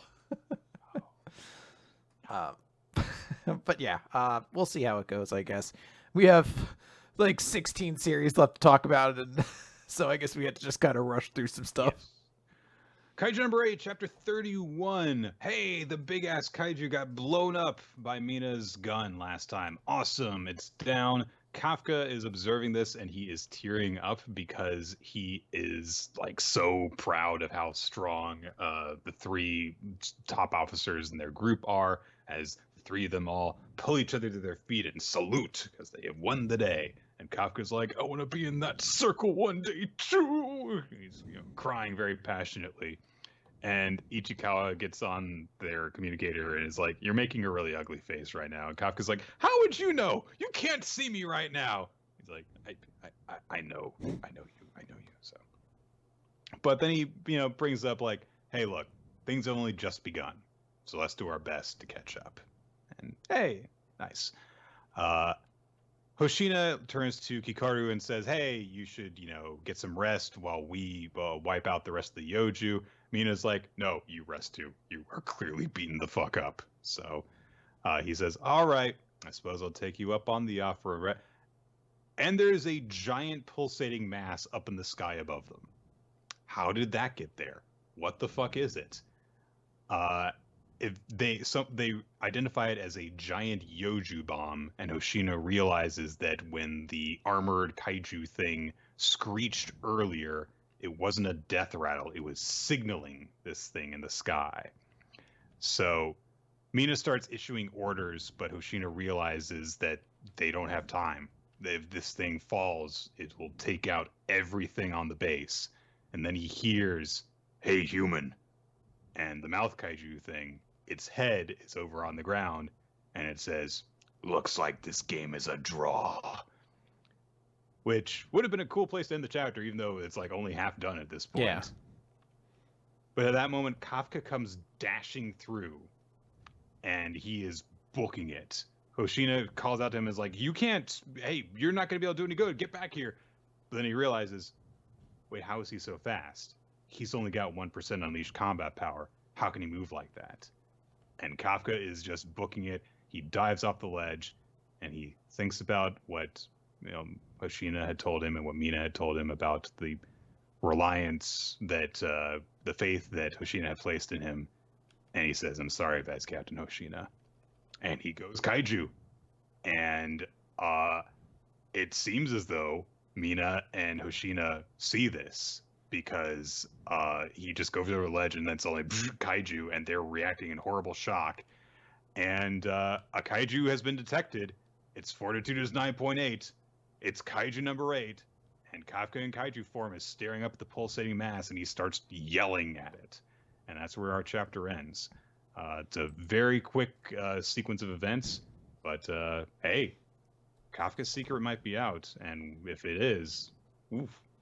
Yeah, we'll see what happens. We mentioned last time that we were like, I wonder if there must be like some kind of distraction going on with the rival kaiju that they're doing. We didn't seem to get any indication that's the case, so this feels like the appropriate thing to be like, okay, why was this a whole arc in general then? And it's like, okay, because Kafka's secret's going to be out now, which is a pretty cool thing. Or at the very least, out to a select few people who can hopefully better keep his secret. So, Let's move over to Spy Family, chapter 44. Hey, last time Yor was being called in for a hit, and she goes to meet with the person who is going to give her assignment, who is called the shopkeeper. And he is this very odd-looking, dark-skinned man who is in a garden. He's got, like, I think that's hair, but I'm not even sure, like, coming out of a hat. And he's just, looks like a very peaceful kind of gardener guy. She's, checking out the flowers that he's been growing and stuff, and she's, they're being friendly with each other. And he attacks her with a pair of garden shears, and she dodges immediately. And yours just goes, "Oh, you surprised me. Don't do that." But he explains his actions by saying, "I was worried that family life would have dulled your instincts, but I see they remain as honed as ever. I can assign you this client with confidence." And Yor says that she's ready to get started and to lay evildoers to rest. And she's got a big smile on her face about killing people because, okay. But the shopkeeper says Yor's job is to protect the client. He briefs her on this Gretcher family, someone who has managed the country's underworld, but the last, the head of the family and both sons were killed. So now the last surviving members are this mother and her young son, and she's being kept at a safe house right now, but needs to be transported. She's going to be going via sea, so she's going on a freaking cruise, basically, and Yor is being tasked going on that cruise in order to protect her. And so she says, "Okay, well, I'll need to make arrangements for my job, and also need to come up with an excuse to be away from my family for a few days." And the shopkeeper looks concerned for a minute, but then he says, "Okay, you don't need to worry about that. Your manager has come up with some plans, and he'll fill you in on the details. I'm counting on you to do your part." And so that's it. Yor starts heading home. She runs into Yuri for reasons. The reason is, after they have a brief conversation, she realizes, like, Yuri has his own job. He doesn't need me to take care of him anymore. So do I need to be a hit woman anymore? Do I need this money coming in? And so she's just kind of left to think about that. Then we cut over to where Lloyd and Anya are, and yay. So there's a raffle, and you know it, top prize is going on a freaking cruise. So Anya looks at this and she just goes, "Papa, I am going to set sail on that boat into a world of adventure." She's got this very serious look on her face. So she goes to to turn in some raffle tickets. Turns out the whole thing is rigged. The guy who is like taking people's tickets and stuff has the top prize one hidden like in the lip at the top of the box so that no one will actually reach for it, because he wants to go on a date with an employee of his, I think, so that they can, go on vacation together. So they've got a rig so that they can win it. But Anya reads his mind, knows where it is. Bloop, there it is. And so they're going to go on this cruise. Turns out they're going to also be going on a cruise on the same boat as Yor. Wow, how could this have happened? There's also a very cruel but makes sense moment where they're like, "Wow, we're going on a cruise," and Bond goes, "Woof," and then Anya goes, "You're not coming, Bond." That's just it. So Yor realizes that they're going to be going together. She, of course, thinks about this. Anya reads her mind. And Anya has like a shoulder angel and shoulder devil like talking about this, but then they both just immediately conclude that they want to go on the boat together so that they can see Yor go on a mission as well. Okay. Lloyd says that he's got to talk to his handler to see if he can get some time off work. She's like, "Yeah, go ahead." Okay. There's like a whole thing that apparently is going on with her too, but it's not really focused on. They go to the train. It's a big, go on the train to the boat. It's a big boat.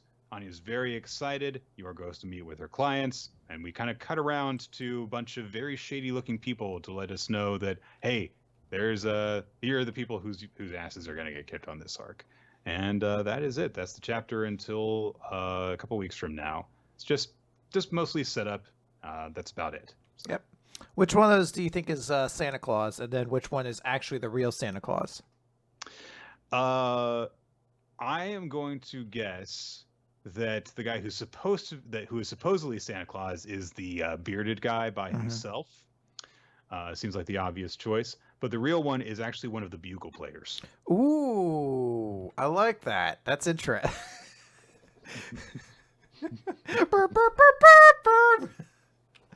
Kill everyone!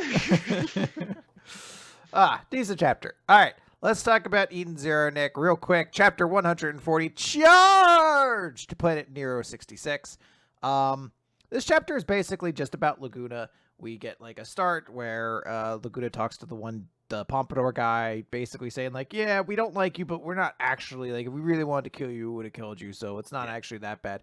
And they bring up Laguna asks about a particular princess, and they say no, she went to rescue some troops and got caught and sure killed her. Her face was so beautiful we couldn't even tell who she was anymore. Clearly, they set up that Lisana is going to be rejoining the guild at the end of this, basically. Yes, 100%, which is very disappointing to me because I was like, Laguna does not give off a heterosexual vibe at all, but whatever, I guess. For some reason, I don't know why, Weiss decides that this is the perfect opportunity to become the biggest fucking asshole on the planet. Like, he's always kind of a dick, but he just like ratchets up like his shitty personality to the extreme by immediately like being super. He's like, so you just using us because you want to like get back at Nero? And Laguna's like, you guys came to me. And the implication is like, well, you would have come to us anyway, and you joined Draken's group just so Draken would take on Nero. And it's like, there is nothing in the text to suggest that was going to be what happened. Draken was like a fucking gangster on a planet. Who, like, that was never going to listen here, I don't like you, so I'm inventing reasons to think you might be a baddie. Yeah, basically. And he gets really intense about it. He gets like the big angry eyes. He's like, if any of us get killed in this fight, I'll kill you. It's like, fuck off, loser. There's a scene where Couchbow and Rebecca talk. Rebecca's like, hey, we're about to go into a big war, so now's your opportunity to get off the ship. And Couchbow decides to stay. And it's could have been like a nice moment of like, hey, we're friends from the side of you that is nothing like what you're into here, but you've shown me this thing that's essentially like a dream for me, this magical kitchen. You've been my friend. I really care about you, and I'm going to stick with you. Instead, it's just a joke how she's like, I like food, and I'll protect the kitchen. Yeah, and you're like, okay, whatever. Hold on. I get to the weekly. This page won't load for me. We get to the planet. A big space battle happens. There's a moment where Shiki sees all the explosions, and he says, they're all people. They could have been friends, but they're all killing each other. And it's a line that's so ridiculous it has to be parody, and Hiro just doesn't realize it or didn't find a way to execute it. It starts off pretty well because he sees the battle and he's like, all those lights are explosions. Every time one goes off, do you think somebody dies? It's like, that's okay, that's pretty cool. But then he immediately goes like, they could have all been my friends. Come on. Every light flickering off was a friend I will never meet now. And I'm like, all right. They just decide to get into the fight. They crash through. Basically, they find a way to break through like the blockade, and they're arriving on the planet. The chapter ends with Shura being like, "Oh, gravity's coming towards us. Must be Ziggy." Wait, no, it's not Ziggy. Who's this dark gravity? So the battle has, for all intents and purposes, begun. It's an all right chapter. I think the chapter's dog shit. We've had much better interactions amongst the cast in times like this, but I'm glad we still had this moment of like, hey, this kind of stuff that we're going through before we just jump into this battle. I do definitely agree with you that like Weiss's motivations are really weird. Make no sense. And also, all the stuff where they have the conversation between Laguna and Ibaraki is really weird because Ibaraki's like, yeah, the boss had to, had to say things in front of everyone that way. But then it turns out that Ibaraki's having this conversation where he can clearly be heard by everyone too. So it's like, So is it just like an open secret that, Yeah. about what's going on? Like, come on, you're just putting on a show for nobody, basically. I'm also not excited at the idea that Laguna's main motivation seems to be like, oh, there's a girl out there I want to protect. It feels like that's the way we're going, and it's just like, I don't know, I feel like we've told that story in Hero's writing many times before. But I guess it gets another cute girl on the ship, which is all Hero really ultimately cares about. Also, we've completely skipped over the name of the ship that is flying alongside the Eden Zero. Oh, the main The coon. Maine Coon. Yeah. What the? Why the Maine? Yeah, it's not like it's the scariest cat. Like you would assume that you would have picked like the Jaguar or something like that, not just like the British Shorthair. The Tabby. All right. New Jump series. Okay. We're going to start off with Blue Box. Number 2, You Have to Go to Nationals. So it's our first look at how really like the ongoing plot of this series is going to go. Chinatsu has started living with, oh gosh, what's his fucking name? Who cares? Who cares? Taiki.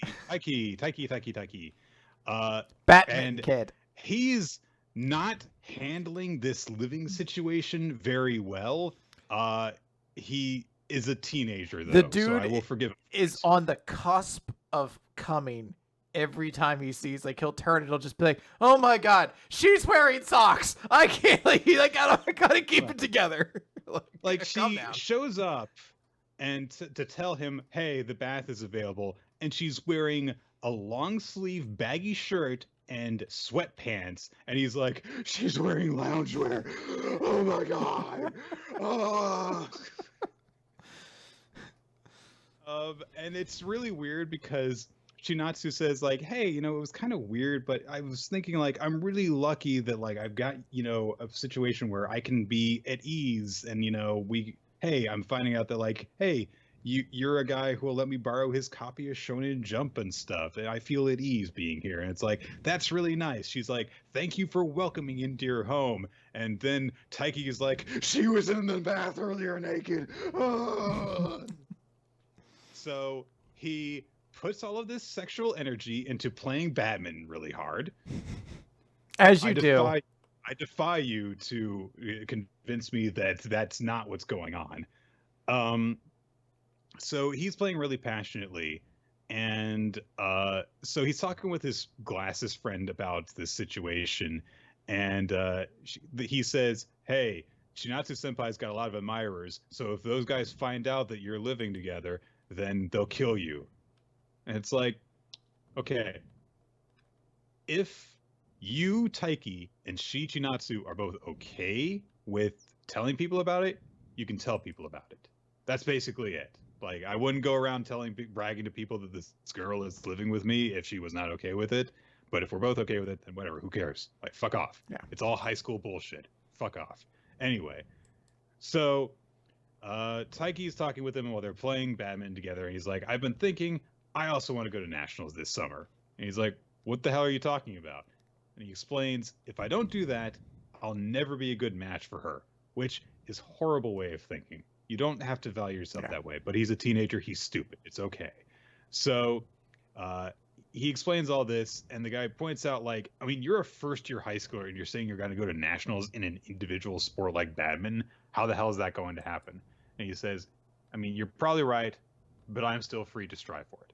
Good point. Yes. And lady friend who told Taiki that Chinatsu was way out of his league comes by and mentions he really likes pushing himself beyond his limits. I mean, because of the Chinatsu thing and now this? Okay, whatever, fine. So they also say guys who are true to themselves are the toughest kind, no matter what they're going after. Whatever. Taiki is working out at home and not humping the ground with every single lunge that he does. Chinatsu comes by and she's like, "Hey, what are you watching?" And he's like, "Oh, yeah, I had someone record me playing badminton." And she's like, "Oh, I want to see it." And he's like, "No, it's embarrassing." He's like, "Well, what's wrong? I'm always watching you in the gym." Which Taiki's like, "She watches me?" So with her she, eyes, those same eyes that are there sometimes when she's naked. those same eyes that are looking at me. Those eyes that have probably seen her when she's putting on pants in the morning. Like, come on, kid. Not everything you need to turn sexual, right? Oh my god, her toenail clippings from her bare feet. All right, calm down. Oh my god, she's wearing clothes. Yeah, and those clothes are on her naked body. Okay, you've got to calm down. My guy. So, Chinatsu was impressed with Taiki's play by the fact that, he's really flying around the court, and he's like, no, I'm still too slow, and I've got to, be better at this, and, if at this rate, I'll never go to nationals. And he's like, oh no, you weren't supposed to hear that. Forget that I said I was going to go to nationals. I wasn't planning on telling her now. But Chinatsu's like, well, hey, you just said it now. You said you're going to do it. So you're going to do it, right? He's like, yeah, I am going. And he's like, well, I'm going to look lame in front of her. But instead, Chinatsu briefly walks out and comes back, and she's got a wish ribbon, little ankle bracelet thing. And she is like, yeah, I made it when I decided to stay in Japan, a reminder to make my wish come true. But I thought, hey, it can help you too. So we'll each have one now. And so Taiki's like, okay, this anklet was on her. This was on her bare ankle. So she ties it around his ankle and says, you make it to nationals too. And now we match. So take good care of it. And then she wishes him good night. And Taiki says, I'll work so hard that this will break off. And then he's like, oh no, I like her even more. And then he's like, every time I get distracted, I'll do 30 more crunches. It's like, dude, just jack it, all right? It's unhealthy to ignore it, okay? I did like this chapter, although I'm making fun of it. I think that Jinatsu's sweet, and I do like that their friendship is developing. But Taiki, stop being a creeper, please. I'll say that the series continues to be cute so far and not weird. So fingers crossed that continues to stay the same. Yes. All right. A new series coming to Shonen Jump, Candy Flurry, Chapter 1, Rainfall. So I'm going to say flat up from the beginning, when I started reading this, I thought, this is kind of stupid. And then around halfway through it won me over.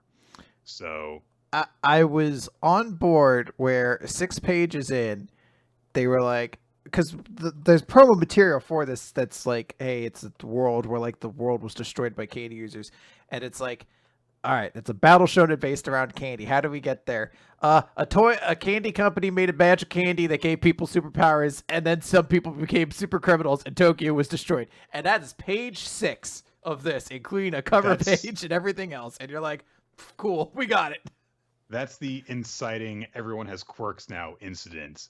Just a candy company made a candy that gave people candy superpowers, and that's it. Yeah. How? It just did. It's a comedy battle series, so, but it's basically presented as a battle series. It's just that it's so absurd that that's where the comedy comes from. It's the situation is the joke, and the more seriously the situation is taken, the funnier the joke is, basically. So our main character is a girl who loves sweets, including cream puffs. What is it with? Get your own thing. If there's a cream puff character in this series, they better fucking be MASH. Like if there's someone with cream puff powers, you better have transferred over to the series. So her name is Tsumugi, and she claims that she's a normal high school girl who just really loves sweets, and so she kind of scores some free cream puffs by a guy who's like, this girl's cute, here, have a cream puff, and he's like, thank you, I'm gonna go eat this. And she goes off to eat it, and a candy user appears, and you can tell he's evil because he wears a black leather jacket and he's got long hair. And he randomly throws his donut at her just cuz, and she reacts by going, sheesh, and breaks out of the donut and summons her Zanpakuto lollipop and smashes him with it and beats him in one blow. And she says, "No one really knows my secret. If anyone found out, there's no way I could keep on living my life. No one can ever know." Uh, and then her cream puff's been ruined and she's upset. Some random guys come into the alleyway and they're like, "What the hell is going on here?" And then a fork embeds itself into the wall, and we're introduced to our other main character of the series, Misaki Midori, a member of the Sweets Police, the Rossetti.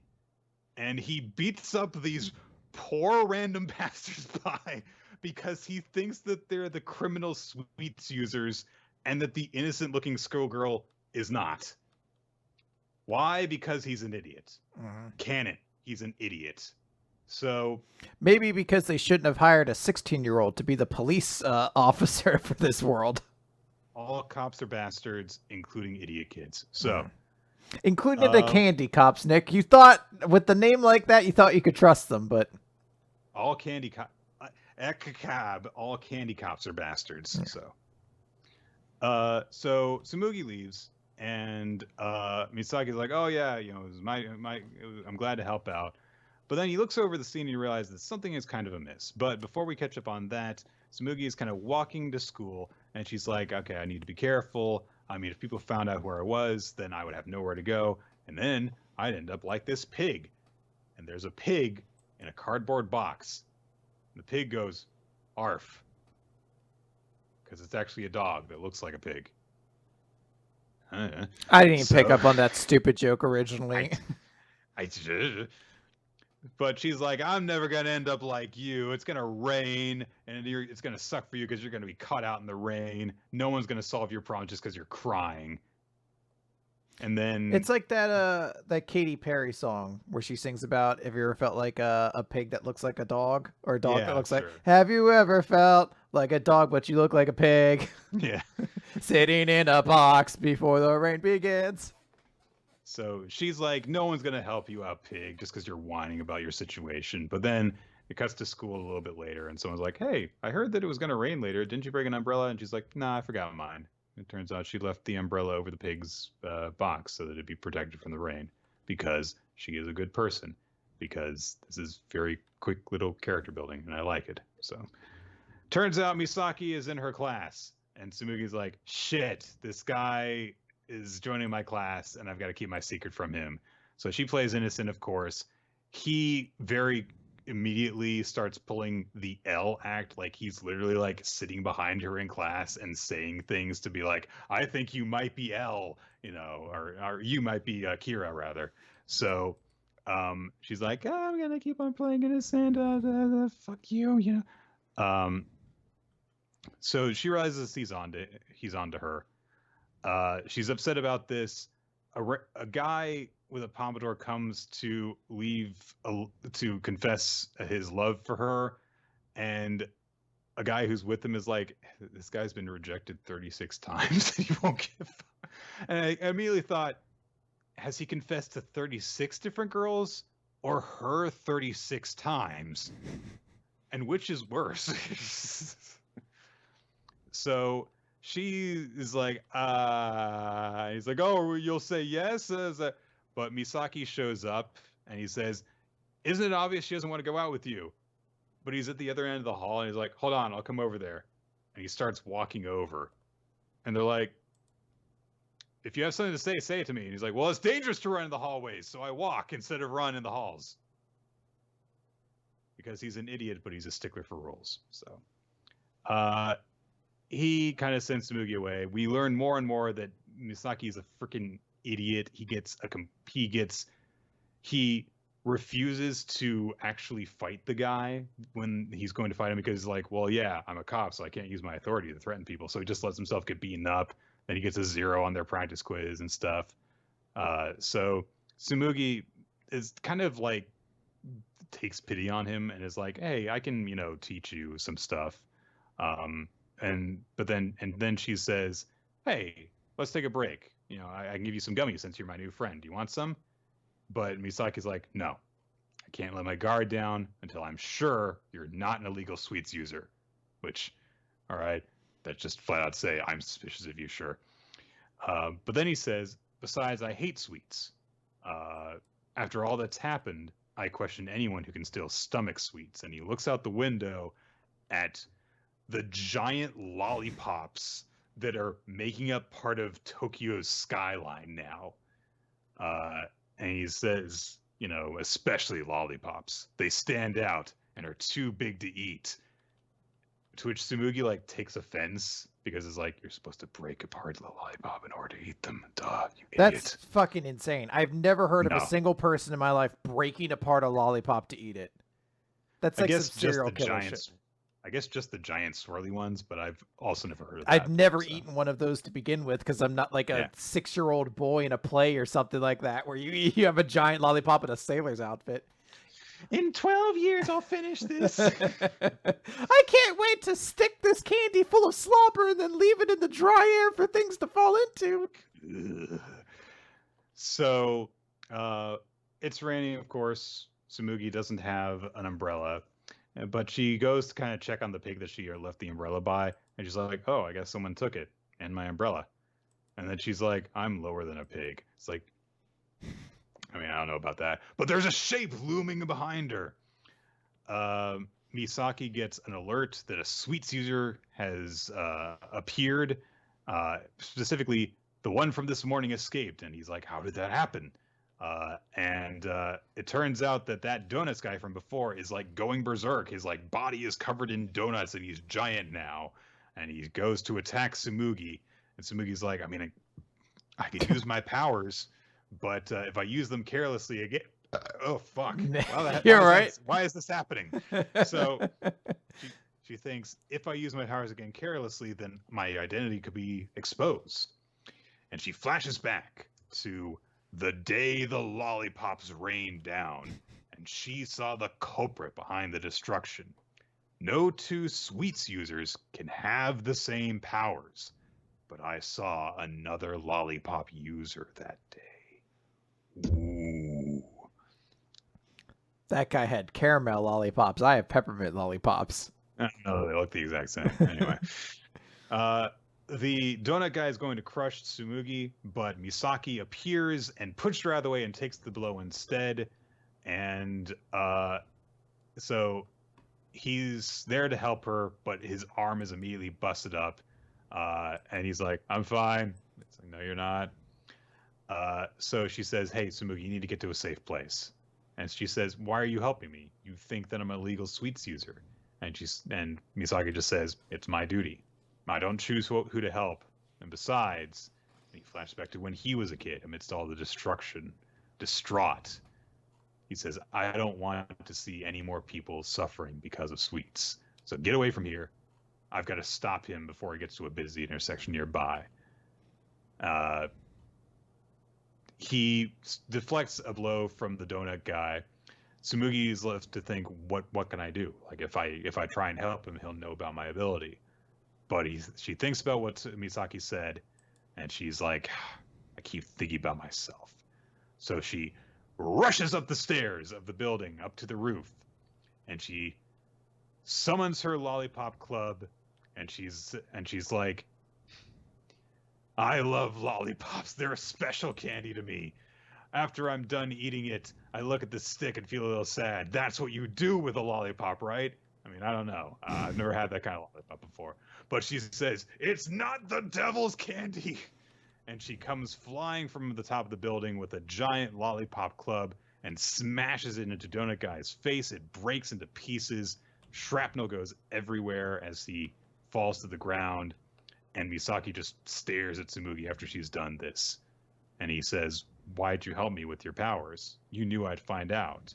And Tsumugi says, I wanted to show you that it's easier to eat a lollipop when you break it into pieces. He's like, but I'm not going to eat those because you just smashed the dude's face in with them. So, like, all sorts of shit could be all over it, like debris and donut chunks. It's going to be awful. Yeah. Also, the aforementioned, I hate sweets. So. Yeah.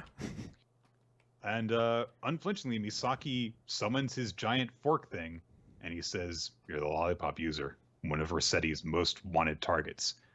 You have my thanks for helping me. If you were a normal human, I think we could have been friends. But as a Rossetti agent, I have to arrest you. And so Tsumugi's like, look, I'm not the culprit who destroyed Tokyo, but I bet no one would believe me. It's okay if no one does, though. I've just always wanted to tell someone. And she says, those weren't my lollipops, to end the chapter as she summons her lollipop to face down against Misaki. So, yeah, by the end of this chapter, I was really into it because it's very much just like a battle series with a really silly flavor to it and an occasional ridiculous joke. But I think that the sincerity is what really drives it. Like, even without the silly gimmick, I think that this would just be a pretty good battle series. The art's nice, the action is nice.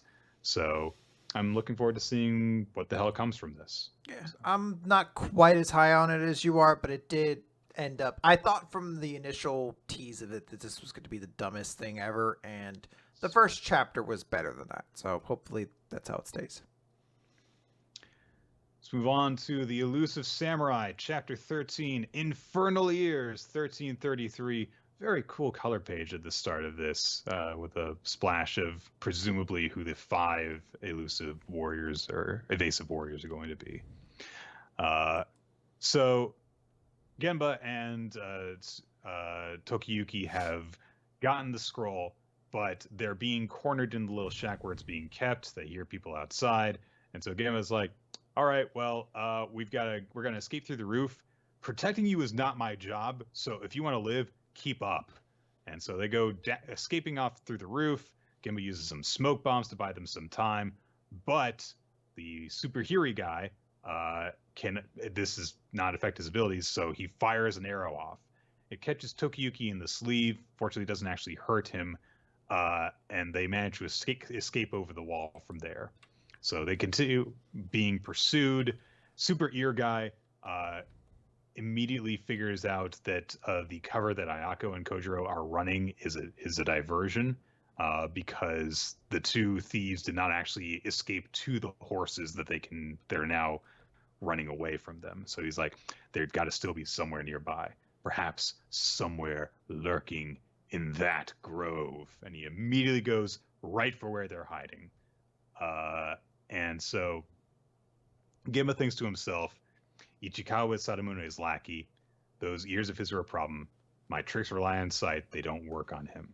He's going to find us. So should I sell him out? No, that's not going to work.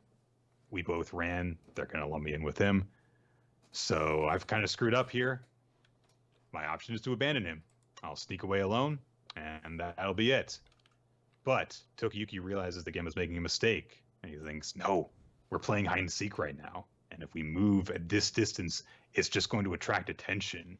And yeah, Ichikawa comes bearing down on Genba, and his ear has a mouth that's going, I found you, which looks really creepy.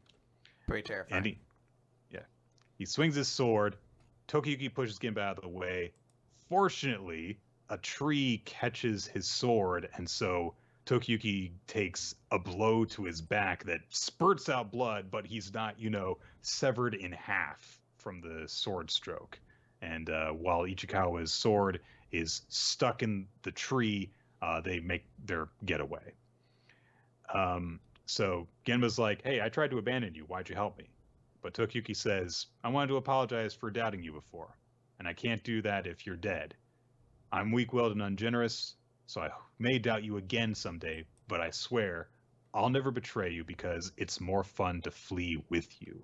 I can't escape strong demons alone, but with your skills I can, and that's exciting. Even if you're in big trouble, or you turn traitor, I will always flee by your side. Aw, friendly cowardice. So, Sadamune by this point has been alerted. So he has made his way over to the scene. He's trying to track down the 2 thieves, but he realizes, God, my night vision's not very good. Fortunately, Ichikawa jumps onto the horse behind him in a very deliberately homoerotic moment, which honestly, at first I was like, is that the same guy? He looks very different. And I was like, oh, it's because his eyes are closed. That's all. Yeah. So, but so they're like, okay, we're gonna go slaughter those thieves together. They go chasing off after them. So the Tokiyuki and Gemba have nearly gotten away, but as Tokiyuki stumbles ahead, Gemba realizes, oh geez, he's got a lot of blood coming through his clothes right now. He's not going to be able to last much longer. An arrow comes flying from out of the dark. Tokiyuki has to duck to dodge it, and it like splits a tree in half as it goes flying by. And they realize it's him. Sadamune's here. And Genba's like, well, how was he so close to hitting us when he's 100 meters away and it's dark? But then we cut over to the horse, and Ichikawa is wrapped around Sadamune's torso using his hearing to guide Sadamune's arrows, using Sadamune's superior archery and his hearing abilities to fire true. It's a really cool little shot, honestly. Yeah. Them like wrapped together and the sound waves coming in towards him. So Genba's left to think what to do, and he realizes that Tokiyuki can't outrun the bow, but he says, I could ignore a debt I owe that can't be seen, but a wound like that is all too obvious, so I must repay it. And he reaches into his clothes to grab something. Cool chapter. Yep. I'm looking forward to it. It's a good escalation of everything. ITLC. I actually don't have much to say about ITLC this week. This was sort of a big letdown chapter. Well, because not a lot happens in it because it's just a setup chapter. Chapter 12, Stay. We are introduced to an art thief. Also, we're introduced to another character because the series not over yet, so we can introduce more characters. It's fine. It's fine. It's fine. Detective Homura, who has a crush on Sakon for some reason. And Sakon, who just... this weightlifting thing just keeps on getting more and more emphasis. He's got a barbell with him as he's eating. He's not lifting the barbell. It's just sitting on the table in front of him. Mm-hmm. Yeah, well, he's lifting it, and his only meal so far is a protein bar, it looks like. Yes. So... also, they introduced a new cop whose entire gimmick is she waves her gun around, which, hoo boy, super bad timing for that. Well, it's always a bad time for that. Yes. So then also Akiraka is there, and he's following her around going like, do you like him? And she's like, go away. Because she's jealous that Sakon has apparently picked Aoi over her. Ooh. Akiraka is there to talk to Sakon. Bitches, right, Nick? Yeah, women be jealous. So... I like that this character has two things. One, she's jealous of other women, and two, she waves her gun in front of everybody with her finger on the trigger. Yeah.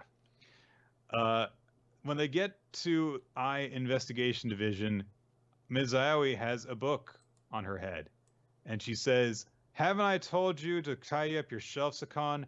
There is a book slide that nearly crushed me to death.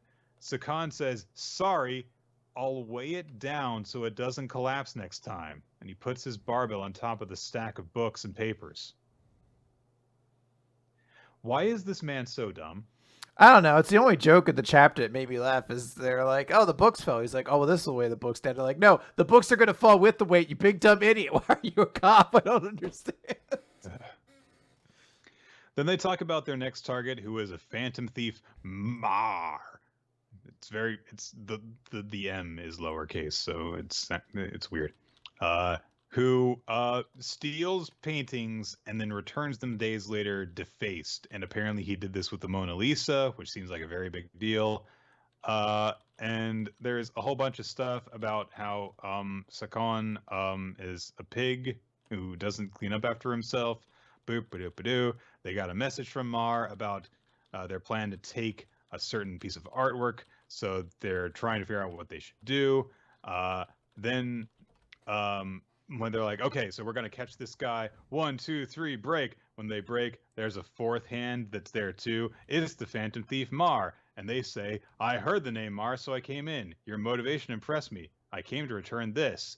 And it's the painting that was stolen the other day. And it's been defaced. And Mar goes, yes, because I am the Phantom Thief Mar. and it's Sonya from the newest Pokemon game. Like Pretty a freaking much. dead ringer for her. Like, so Sakan goes, "No way. The thief's a woman?" And Mar says, "Wrong. A beautiful woman." I mean, okay. So Sakan's like, "Why'd you come here? And why'd you come out of disguise?" And Mar says, "I couldn't wait any longer. I must have more stimulation. If I manage to escape from enemy territory, it'd be an absolutely beautiful display of entertainment, don't you think? My beautiful deviation value would skyrocket." All right. So then Aoi jumps into not Sonia's lap and says, "Caught you." And she says, "If you're running away, why not steal me away while you're at it?" And because Mar just licks her lips and goes, "Well, now." And she's like, "I'd love to ruin a little lady like yourself. Shall I adorn you with some beauty noise?" And I always like, "I don't know what that is." She's like, I mean, I'm gonna draw a bunch of penises on your face because that's apparently my stupid gimmick. So Sakan sees this going on and just goes, "Could you two cut that out?" It's like, why? I mean, like, because they're being flirty, or because she's a criminal? I mean, Sakan, she's right there. Leg Larry at her, like you did the other guy. Oh, he's like, no, I wouldn't be strong enough. Be like, the only thing you do is lift weights. The only thing you do is physically improve yourself. Why are you not acting in this moment? Like, she was clearly distracted. Like, she's literally done the whole I've cupped your chin in order for this to be a titillating scene thing. That's the moment when you go and arrest her. She turned in a stolen piece of artwork which she had defaced. He's Arrest too her. he's too distraught by the revelation that this means Aoi's loving criminals thing is not exclusive to just heterosexual relationships, and he's like, "Oh, Yeah, women can be criminals too.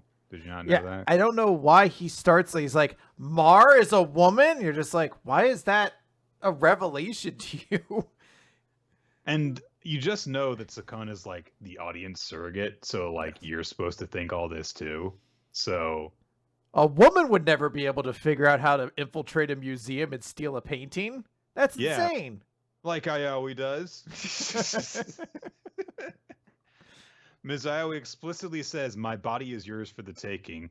And Zakon's like, "She's into girls too?" Like, yes, yes. She jumped in her lap, and she had hearts for pupils again. Yes, she's into that too. She's criminal sexual, Sakon. That's why she's never gonna bang you. So, because you're boring. So, Mar says, "I suppose worshiping true beauty is human nature." But then she's like, "Well, don't you want to arrest me though?" And I was like, "Oh, yes, but we'll make sure that your prison has a nice view." Oh, that's nice. So they're still flirting, and then Mar says, "I'm afraid I must pass on that offer. Here's a gift as apology." And immediately I was like, "Oh wow, it's like a treasure chest. So pretty. What's inside?" And it's glowing inside the little container, and Mar says, "It's a bomb, of course." I want us to cut. Next chapter opens up. It's fucking Akuraki, Headstones. and he's just like, and the bomb killed everybody except me.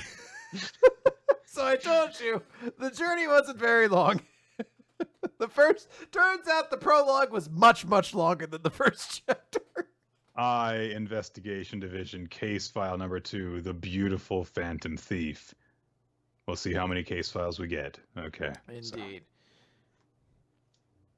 All right. Magu-chan got a destruction.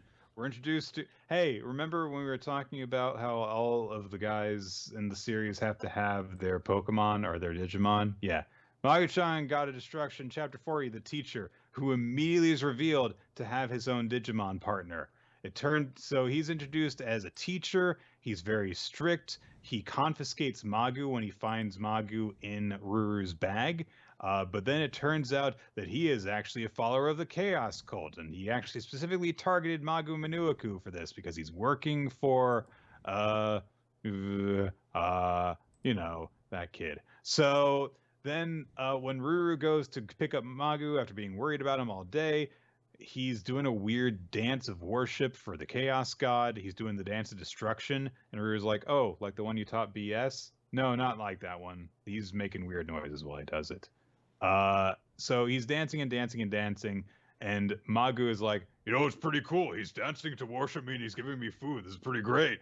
So Ruru realizes, "Oh no, Magu-chan might go with a wealthier owner instead of me." But then she tries to prove herself, like, "No, look, I can dance. I practiced the dance with BS." And she says, "I'm not going to hand over Magu-chan to a creep like you." So the teacher says, "In order to see which of us can better demonstrate our devotion to Lord Magu Manuaku, dance off." Yep. So they have a dance off on the roof, and I do like the reaction that oh gosh, what is his freaking name? Muskar. Muskar's watching this the whole time, and I love his reaction. Is like, maybe I picked the wrong person to do this. This was a big mistake. They have a dance off. The teacher is very good at doing the dance of destruction. He moves so fast it looks like he's multiplying. Ruru's like, "Oh no, I'm no match against his physical strength or intelligence. This is the only move I know, but I won't stand by and let Magu-chan be taken away from me. How can I win this dance off? Wait, that's it. Magu-chan, dance with me. It's more fun when dancing together, Magu-chan." And so they start dancing around, and Magu's like, "Revel in the privilege of getting to dance with me." So that happens. The teacher gets really pissed off and he says, "I will dance with all my might. Ultimate technique, chaotic choreography, true darkness, galaxy giant." And his spine cracks and he's thrown out his back. Muskar is still looking on all this and he's like, "Oh my God, I can't fucking believe this fucking happened." So Magu goes back with Ruru. Hooray. The teacher goes and is upset and apologizes to Muskar. Then he says, "Let's dance together." And Muskar says, "No, you're lame." And that's it. I do like that the teacher just goes back to class after that, and he's just like acting like nothing happened, and that's it. So, yeah, that was the chapter of Magu-chan Guide to Destruction. There's a weird teacher at the school now. Hooray. Yep. It was an okay chapter. It's a thing. It was an okay thing. Nine Dragons Ball Parade, Chapter 10, The Makings of a Great Shortstop. So, Ayatsuji is doing very well. Karine is, like, doing her own color commentary for her own sake, and Azukita is like, "What are you doing? Yeah, okay, yes, we're doing well. Here's my analysis." And Karine is, like, talking to no one and saying, like, "That wraps up our on-field report." And Azukita is like, "Going on? Why did I agree to play for this girls' school? I'm scared. We cut over to the other dugout. Glass's nerd shortstop Hokuto has just said that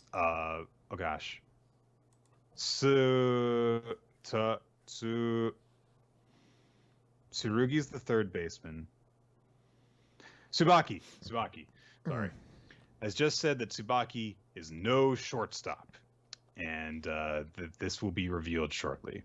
So things are going well for Ayatsuji. However, we get to a point where Tsubaki, manages to stop the ball when a grounder is hit towards him, and they're like, "All right, yeah, that's one out that we're gonna get." But instead, he does a fancy behind the back pass. So they're like, "Oh man, if second place gets it, it'll be a double play." But then it's like, he's not ready for it. So the second baseman can't make the catch. Both runners end up safe instead of Tsubaki getting the one easy out because he tried to go for the double play.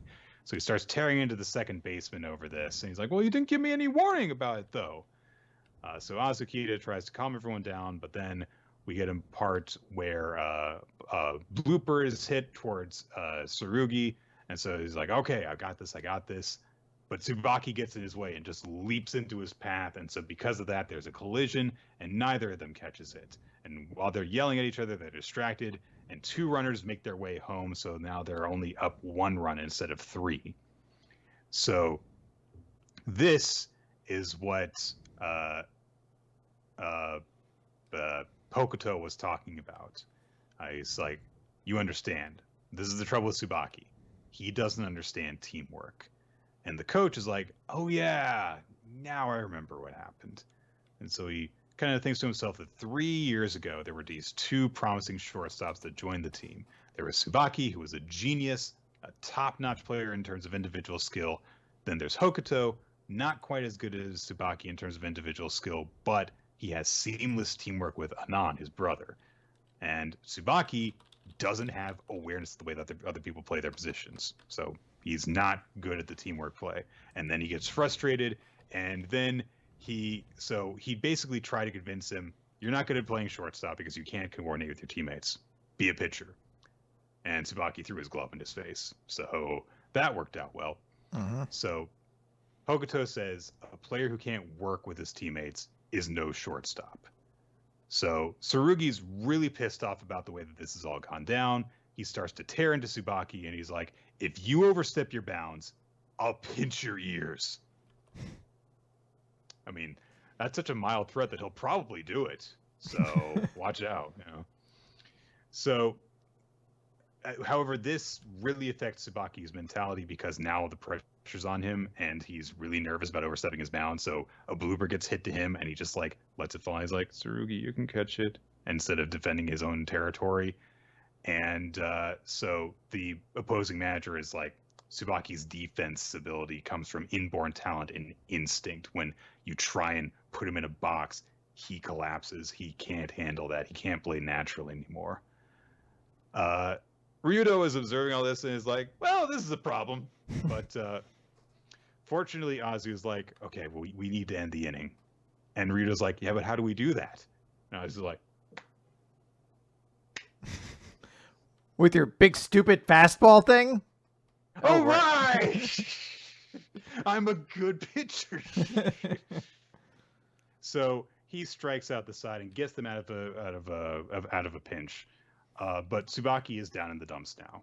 So he's really upset. He's like, Azu says, hey, we've got to work on your teamwork. And Tsubaki's like, I'm not good at teamwork. And Tsurugi says, what? We were just supposed to accept that, though? You just want to like laugh at how someone chases it after the ball, and then when it comes to your weaknesses, you just are supposed to write them off, and that's it.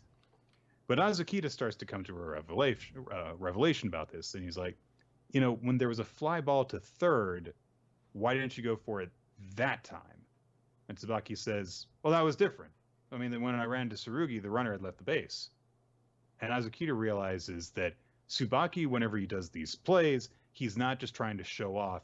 He's actually analyzing the best move that he can make in each situation to help the team, and is just operating that way.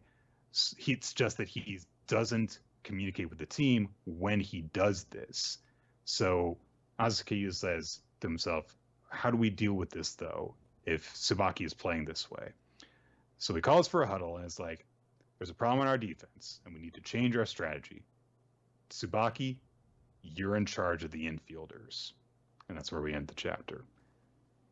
So this presents, I think, a much more interesting challenge to overcome with Tsubaki than just like, he's just a bratty player. He's got a very particular way of looking at the game, and that makes it much more interesting. It's a different obstacle to kind of overcome. So. Yeah. I do think it's interesting. The whole team's like, all right, guys, let's gang around and to hear what this catcher who just joined our team for 1 day says about our strategy. Yeah. But I know they're helpers. I know the notion is just like, look, we have to act like he's the leader of this team too. But good chapter.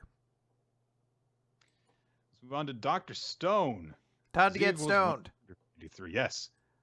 We didn't forget about Chelsea and Luna. They see the wave coming for them. Poor Luna. She tries. She realizes, if we time it right, I can throw the thing in the air, and then it'll come down on us, and then we'll be freed from the petrification, just like Senku did. But she's panicking when she does it, and she freaking throws it off the cliff. Poor girl. So she's like, yeah, I can't do it while it's coming towards us. So yeah, no, it's a no deal. The wave, I think, actually might hit them before it reaches everyone else, even. because I think that they're on a cliff that's closer. No, they're on the opposite side. Never mind. I don't know. So, Zeno is watching this happen, and he's just kind of like waxing poetic about what's going to happen. It's elegant. He says Senku and he could have owned the new world. Then there's Stanley also on the ground. He's thinking like, they've got that bottle poised on the tower. If I shoot it now, then maybe it'll knock the fluid onto one of our people. And if I do that, we would win. If I don't shoot, we'll lose, and their plan will go off without a hitch. If I shoot, it's all but guaranteed to destroy humanity, but it'd be our one chance to win. And he lifts up his pistol and he takes aim. Zeno waxes poetic some more. The future, the world, why wouldn't we walk the same path? All the usual stuff. He's kind of content with the way things are going. And he says, when all is said and done, all of you are actually the greedy ones. Senku says, bye for now. It might be days, it might be years, but we'll meet again. See ya. And then Stanley is left kind of to think about what's going on. He thinks about the situation that they're in. And he's like, I could lose this game, but Zeno will be revived and science will go on. They'll want to use Zeno's experience when they're revived. My statue will be held hostage forever in exchange for his help. And he thinks about how he has apparently known Zeno for like a long time. Like there's a shot of them together as kids. And as he starts to be petrified, he removes his armor. And instead of shooting the gun, he lights one last cigarette and just thinks, not bad at all. You kids won this war. Definitely not gay, though. Gay. It's definitely a very platonic, doodly, I'll be happy that I'm still going to be a use to my friend kind of thing, And we briefly cut around to different parts of the world as people are reacting to this new wave coming. Soyuz is there when he sees it coming, and he says, thanks for your teachings, father. Meanwhile, at the village, Jasper orders everyone to take defensive positions so that, that no one will be in a vulnerable position when they get petrified. And everyone gets turned to stone. Except for, I think Chalk is his name, the dog. Yes. And he sees everyone is petrified and he's upset. And then a random boar shows up, and Cerberus and Pigberus have been reunited in this new series. So they just kind of run off together. Oh, this is the pig that they didn't kill. Yeah. That's right. Hunting before. Yeah. So they run off. And we get this big 2-page spread of the Earth with narration that says, every human on Earth was turned to stone that day. Z equals 193, our stone world. However, this time around, the stone statues knew that before long, or perhaps in the far future, a day would come when they'd be revived. Now then, time to start counting. And the last panel that we see, as time has passed, seemingly Chalk and the pig have grown up a little bit. So it's definitely been a couple of years at least. Based off of the seasons, I would say so. Based off them, I mean, that means nothing. Dogs grow up super fast. So like, True. But the idea is that it's not been just a couple weeks. Yeah. So. It looks like we see two different times of snowfall, which would seem to indicate at least a year and some change. 2 years. Probably 2 years, I would guess. Right around there. Which does make you wonder why. Like, I wonder what the purpose if everyone's turned to stone. What development would happen in 2 years to necessitate a time skip? But I guess also, why do we need the situation to change? Yeah, all the characters we know were frozen.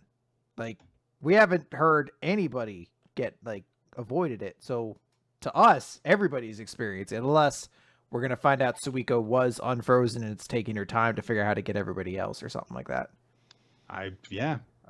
So we will see. It's so weird that we've had these chapters back to back to back, and each time I'm like, is there going to be a break next week? And there hasn't been. And there still isn't. We're getting another chapter next week. So I guess we'll very shortly find out what the hell happened as a result of this. But this time, like I keep on expecting, like, okay, we'll skip forward, we'll skip forward, we'll skip forward. Everyone is literally rock right now. We have no choice but to skip forward now. So. All right, let's talk real quick about Chapter 59 of Mashle, Magic and Muscle, Mass Burned It, and the Magical Maestro. So the fight with Margaret and Mash is going to really kick off now. Margaret's taking it a little bit more seriously, starts using more advanced attacks. Mash decides to, basically says it's like a fist of music, essentially. Mash tries to punch it, but he can't punch something that isn't physical, I guess, at this moment. So instead, the music just rips through him and it explodes his ears. And Margaret's like, please, do you think these are parlor tricks? A punch is enough to topple one of my spells. Mash's like, huh? What'd you say? As blood is shooting out of his ears. Continues to use this magic, the sound magic attack. Mash tries to block it, but he can't really block it. This magic is actually a really good attack against Mash because he can't just overpower it with physical, ability or anything like that. And Margaret's a little sad. He's like, I shouldn't have expected to be let down, but still, so sad. You weren't the tartar sauce that I was seeking. And he activates one of his more powerful spells, although still not his secondeth, and uses the surround orchestra, and a bunch of like old-timey record players pop up to like shoot out a whole wave of sound in like a circle around Mash. And it looks as though he's completely done. Everyone's like, yeah, I guess that's, all it is. Margaret really is a genius. Order seems satisfied. Even Gehenna's like, well, I guess he didn't even have to go all out to finish this. But Mash, there's no body there after the smoke clears. And Margaret's foot gets pulled into the ground until he's just neck deep in the ground. Everyone's like, how did he get buried? And Mash crawls up out of the earth. And Margaret's like, you found a way to avoid my reverberations. And Finn, of course, has to explain this to everybody because everyone's like, saw everything. Yeah. He's like, right before the spell hit, Mash dug himself into the ground and dug himself deep down so that the waves would, dissipate as they had to pass through matter. And he used it as a sound dampener. And then he got back up. And now we're in the situation he is. And he says, quadriceps magic, guillotine kick. And he just kicks Margaret in the face as he's buried in the ground. And I don't know why, but that is the most savage move in my mind. It's like a Randy Orton punt that actually happens. And everyone's like, holy shit, he just took out Macaron in one blow. It's done. What a champ. But and he jumps on top of Margaret and then just starts punching him over and over again. And they're like, huh. Gehenna adds, like, not at all. It might be just on an instinctual level, but Mash is aware he has to go all out here, basically. Margaret blasts him away using an attack. It says, all right, I'll show you what I'm capable of. Sounds metamorphosis. And this is the true power of Margaret. So it looks like we're going to get a power upgrade next week. Yeah. There's a really cool shot of like all of the staffs and stuff with musical notes on them emanating outward from him. Mm-hmm. Yeah, it was an awesome little fight scene. I'm right there with you on Mash's kick. It's a very like Japanese wrestling thing. Of just like, I'm just gonna freaking kick you really hard.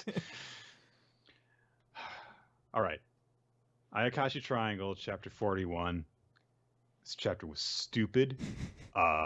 It was stupid excuse for titillation.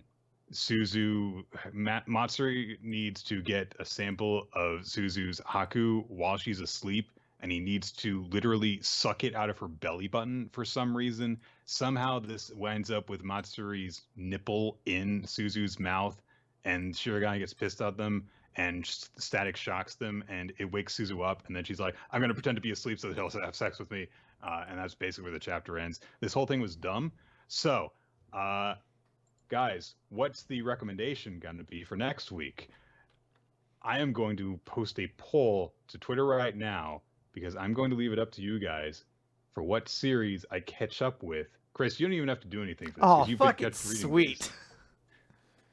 Should I catch up on Jujutsu Kaisen or Undead Unluck?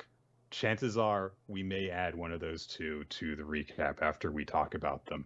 So I just posted up on my Twitter. Twitter.com/NIKFTIME if you want to go and vote on it. Because after 2 very dumb chapters of Ayakashi Triangle in a row, and in general, like a month and a half where it was just kind of stupid and not very fun to talk about, I'm thinking maybe we won't talk about it anymore. So it's weird. This was like the only chapter in the past couple months I actually found amusing, just because it was so shameless. It was so like, how do I, fuck it. I just want the two of them to be 69ing in bed. And found a reason for it to happen. I don't know. I just don't find it. No, I mean, I get it. I don't really find it, worth talking about to be like, and there was a fan service. So that's really what it comes down to. Like if you enjoy it, that's cool. I just don't. No, I mean, I don't enjoy that. don't enjoy the series as a whole, if that's what you mean. So yeah. So well, I mean, in general, like if people out there are like, oh well, and like I'm not kink shaming you. I'm not doing anything. It's just like it's been very dumb lately, and I don't think that there has been the nice character stuff that we liked earlier on in the series for a while. So it's disappointing, but I don't really want to talk about it much right now. So let's finish up on Black Clover because there is no One Piece this week. Yes, Black Clover page 290.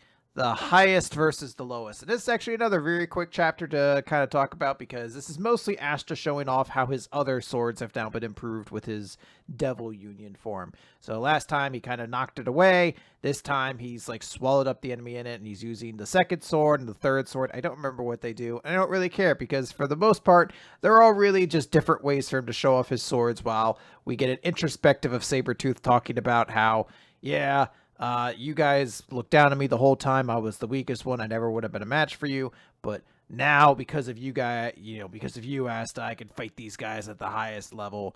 The Supreme Devil, or whatever you'd want to call this fusion of the two devils. Like, how can this guy attack me? This is insane. I'll escape you. I can see you have a limiter on you. I just need to avoid you. And then once your thing ends, I'll kill you. I've gotten away from you. You'll die. I'll murder all of you. Nature Boy Flare shows up and says, I won't allow that. Uses his magic to basically hold the devil in place just long enough for Asta to cut him straight in half. And that's the victory. We get, as they separate, Asta and Sabretooth doing like a, buddy forearm bump in the air. Yeah, be very careful with that. You've got a sword in that hand, Asta. Yeah. And it kills demons. Yeah.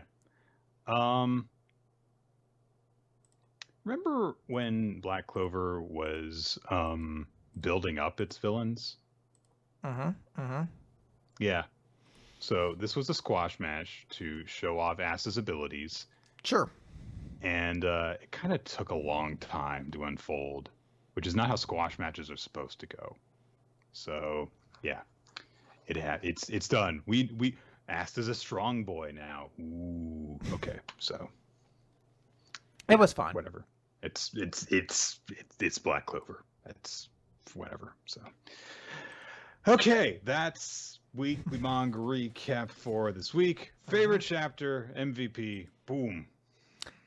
Favorite chapter is going to be Mashle, Magic and Muscles. I really, really like the chapter. And oh goodness, favorite character I think I'm going to give to Tsubaki, is his name, from Nine Balls Dragon Parade. Yes, I liked him a lot this week. I am going to also give it to Mashle. I thought it was just a very effective, quick fight scene. And my character is going to actually be Stanley. Oh, actually, that's right. I did mean to do Stanley. Sorry, changed mine to Stanley as well. That was a great scene. Yeah, it's a weird thing because like it's him literally just kind of standing there not doing anything, but the fact that he doesn't do anything is actually really important. Like he could have single-handedly like ruined everything. Yeah. But because of his friendship with his Zeno, platonic friendship, just dudes being dudes. Yeah, he decides that it's more worth it for Zeno to be able to come back than for him to win, and that's really cool. So it's a very beautiful thing of like, I could do this and we could win, but if I do it and it fails, Zeno will essentially be paralyzed, petrified probably forever, and everything ends. Yeah. And the idea that I care about this person too much to let that happen. It's a very sweet sentiment. And it kind of, gives you a bit more insight on like, yeah, he was pursuing these guys literally all across the planet in order to get Zeno back. And it's like, kind of let you know, like, it wasn't for tactical reasons. He did actually care about this guy. So. Yeah. The audience picked Nine Balls Dragon Parade as their chapter of the week, and Kafka from Kaiju No. 8 as the character of the week, which is another really good one. Both good choices. Yes. Yeah. And yeah, Tsubaki, I would have definitely probably been my runner-up when you mentioned him before. I thought that was a cool thing to have the center of the conflict going on. So, all right, that's do it there.